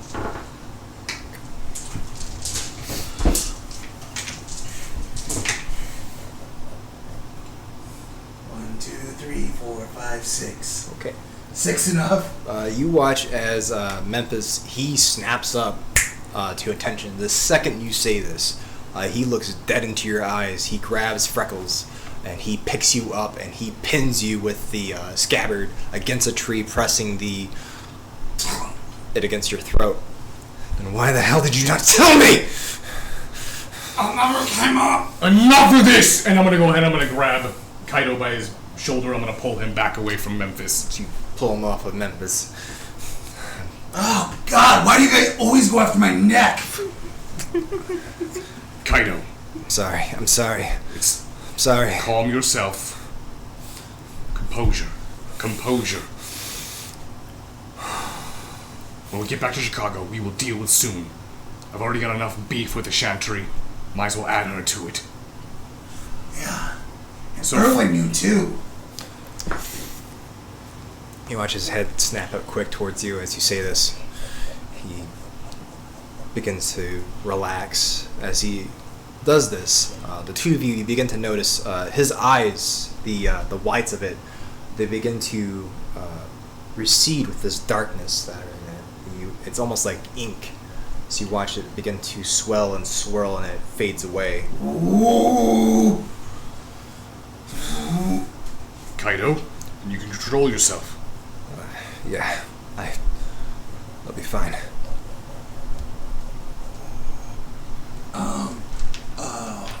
Sorry. That was unwarranted. I'm sorry, Memphis. I'm gonna look at Memphis. It's fine. Are you worried about his eyes? It's Oblivion. Don't worry about it. Does Sue know Oblivion? Potentially, I don't know. I don't know anything about her. Why? Because Erwin said something about it, but I don't know if we should be talking about that. Him right here, his eyes just went like that. It's because he has Oblivion. It happens when I get angry. It's a discipline, Memphis. We studied this. You passed your test. Oh my God, that seems like a lifetime ago. It wasn't. It was not a lifetime ago. It was literally 6 months ago. I was in a different season of life at that time. You passed the test, though, I did. and you don't remember that discipline. I'm just saying, I didn't realize your eyes turned black too. That's new to me. I'm calling Oscar. Okay. There you are. Yeah, we're ready for that pickup now. Everything's fine. All right. Also, we need to get a plane ready. Okay. Back to Chicago. Okie dokie. I will, I'll just tell Lady Justicar to get a plan. Well, ready. unless we want to tag along a literal child with us on a UC6 mission. What? When I say literal, I mean metaphorically, that wasn't actually literal, but you get what I'm saying. Okay. Get me, kid? Who the hell's that? It's Memphis fucking Piper. Oh, God. Who is it? Is it Van? What's that jackass doing here? I don't understand. That's why we're gonna get him back to Chicago. How the hell did he get out here? Don't know. Not Tell our him problem. Memphis love. Alright, whatever. I'm heading that way, Scout. Just hold Alright. on. Sounds good. Did she sound hot? That's a guy. That's Oscar. He's literally born 1100 AD. All right. I don't think you want anything to do with him. Well, I mean, he's a fan. He's older than I am. Yeah, but I respect my fans. He's not. I don't think he's a fan. You see Kaido walk towards you, Memphis. He hands you Freckles. I'm sorry. You didn't deserve that. No, dude. Women make us do crazy things. Trust me. I know. And I'll help you get to the bottom of this. Well, it's good to have you back. Yeah. It's good to see you. Yeah. Well, alright, brother. Let's get going. Yeah. I've got big things I need to do back in Chicago. This vacation's finally over. When you say shit like that, that worries me. No.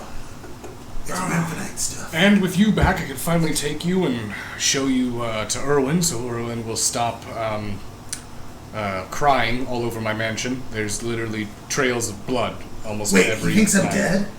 What? Yes, he thinks you're dead. Oh my god, I have a... He's accepted your death. Yeah, let's We use are that. not going No, to... let's prank him. Let's prank him. No.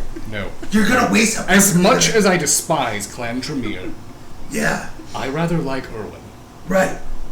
And nothing says, hey, I like you, like a good old-fashioned prank. I don't think he'll see it that way. He'll Cover probably me see in it flour. as me. You're going to pretend to be a ghost. Yes. A vampire ghost. You know, those are real, right? Those are very real. Those are real. It was also probably on your test that you took. We did a whole entire section on the Hakata. Yeah. Giovanni. Yep. Oh boy. It's good to have you back, Memphis. It's good to be back. No one like you. As our three kindred await there for their ride, and the night comes to an end, that is when we conclude episode 1 of season 3, Chicago by Night. Start of episode of season 3. Yep. Oh man. Oh buddy. Was that something? Alright. That was good. So, I am happy that you all came out tonight. Hopefully you enjoyed the first episode here of our Chronicle, our season 3, and there's more to come. So, very excited. Had a lot of fun testing out some new things. If you folks enjoyed the single shot that we did with the cameras here, I have something planned for that in the future. Some possible, maybe some epilogues coming up. Who knows? Interesting. But do we have anything to close out with or anything along those lines? Tomorrow's After Dark. If you know, you know. If you don't know, it's just our talk show where we talk about the games from the past week. So we talk about Death Attack, and then we'll be talking about this, Yes. answering any questions you guys have and all that. And I had something, I lost it. Okay. And to Yeah? add on to that, Yeah? Go ahead, I might remember. so to add on to that, yes, tomorrow is After Dark. Please tune in with all your questions. If you have any questions about the Chronicle, and I will be there for tomorrow. Oh, you will be? So yes, I will make it out Wow. tomorrow. Wow. And if you come out tomorrow, I will release the first NearDark Studio lore sheet for Chicago by Night live on stream. It will be released to our Discord, completely free. It's for you to use in your chronicles. Please tell me your criticisms and everything on that. And I have more coming out for you all. All your criticism is wrong. I look forward to releasing that to y'all and see what you think. Hopefully you have fun with it. I know people have been asking for the Blood Wine lore sheet. So everything that's on the lore sheet is all Chronicle lore for our game. So everything that's on that sheet is some backstory stuff that's been mentioned in game, maybe just forgotten about and just wasn't further explored. And if you guys like that, then maybe, just maybe, the character lore sheets for the player characters here will be released. I'm sure we could probably come up with. Good God, what would a Memphis lore sheet be? I don't want to think about it. It would be a Memphanite. That would be a Memphanite. Now he's not going to do it because you suggested it. He's gonna What's a do lore something. sheet? Yeah. All right. Well, we'll talk about that All later. right, well, yes. Also, I remembered. Okay. Yeah. We. We're 50 subs away on YouTube from our 1,000 Yeah, we're like subscribers, 50 subscribers away. So we're almost to that 12-hour stream. We We say said 12, but when 12 hours come along, I'm gonna be ready. We're ready to go another 12, possibly 24 hours. 12, stream. Quentin might make it 24. Yeah, but we're saying 12 right now. We're saying 12 now. 24-hour tabletop RPG stream. No, hell no. God, no. No way. No one has the energy for that. No way. Although I wish the. Why? We'll just live roleplay a long rest. Alright, everyone, get ready to live roleplay a long rest. Just 8 hours of people sleeping in a room. No, one person has to stay awake. Oh, yeah, so Watch. gotta watch. Every 2 hours, someone wakes up and switches out. But yeah, But yeah, we'll see you guys for After Dark tomorrow. yeah. So. So we'll do After Dark. Come with your questions, and if you can, post tomorrow morning and into the afternoon before we get into After Dark in the Discord of your questions. Makes it a little easier for us to go through them than having them in the chat. But if you do come in the chat, please highlight your questions. Makes it a lot easier on us to answer them. But I believe that's all. I'll go over some more tomorrow of things I'm currently planning that I'll be working on releasing for you all. And thank you again for being such an amazing community, for all your love, your support. We definitely wouldn't be doing this if it wasn't for you guys. Yeah. Well, without further ado, folks, the best time to tell stories is whenever it's near dark.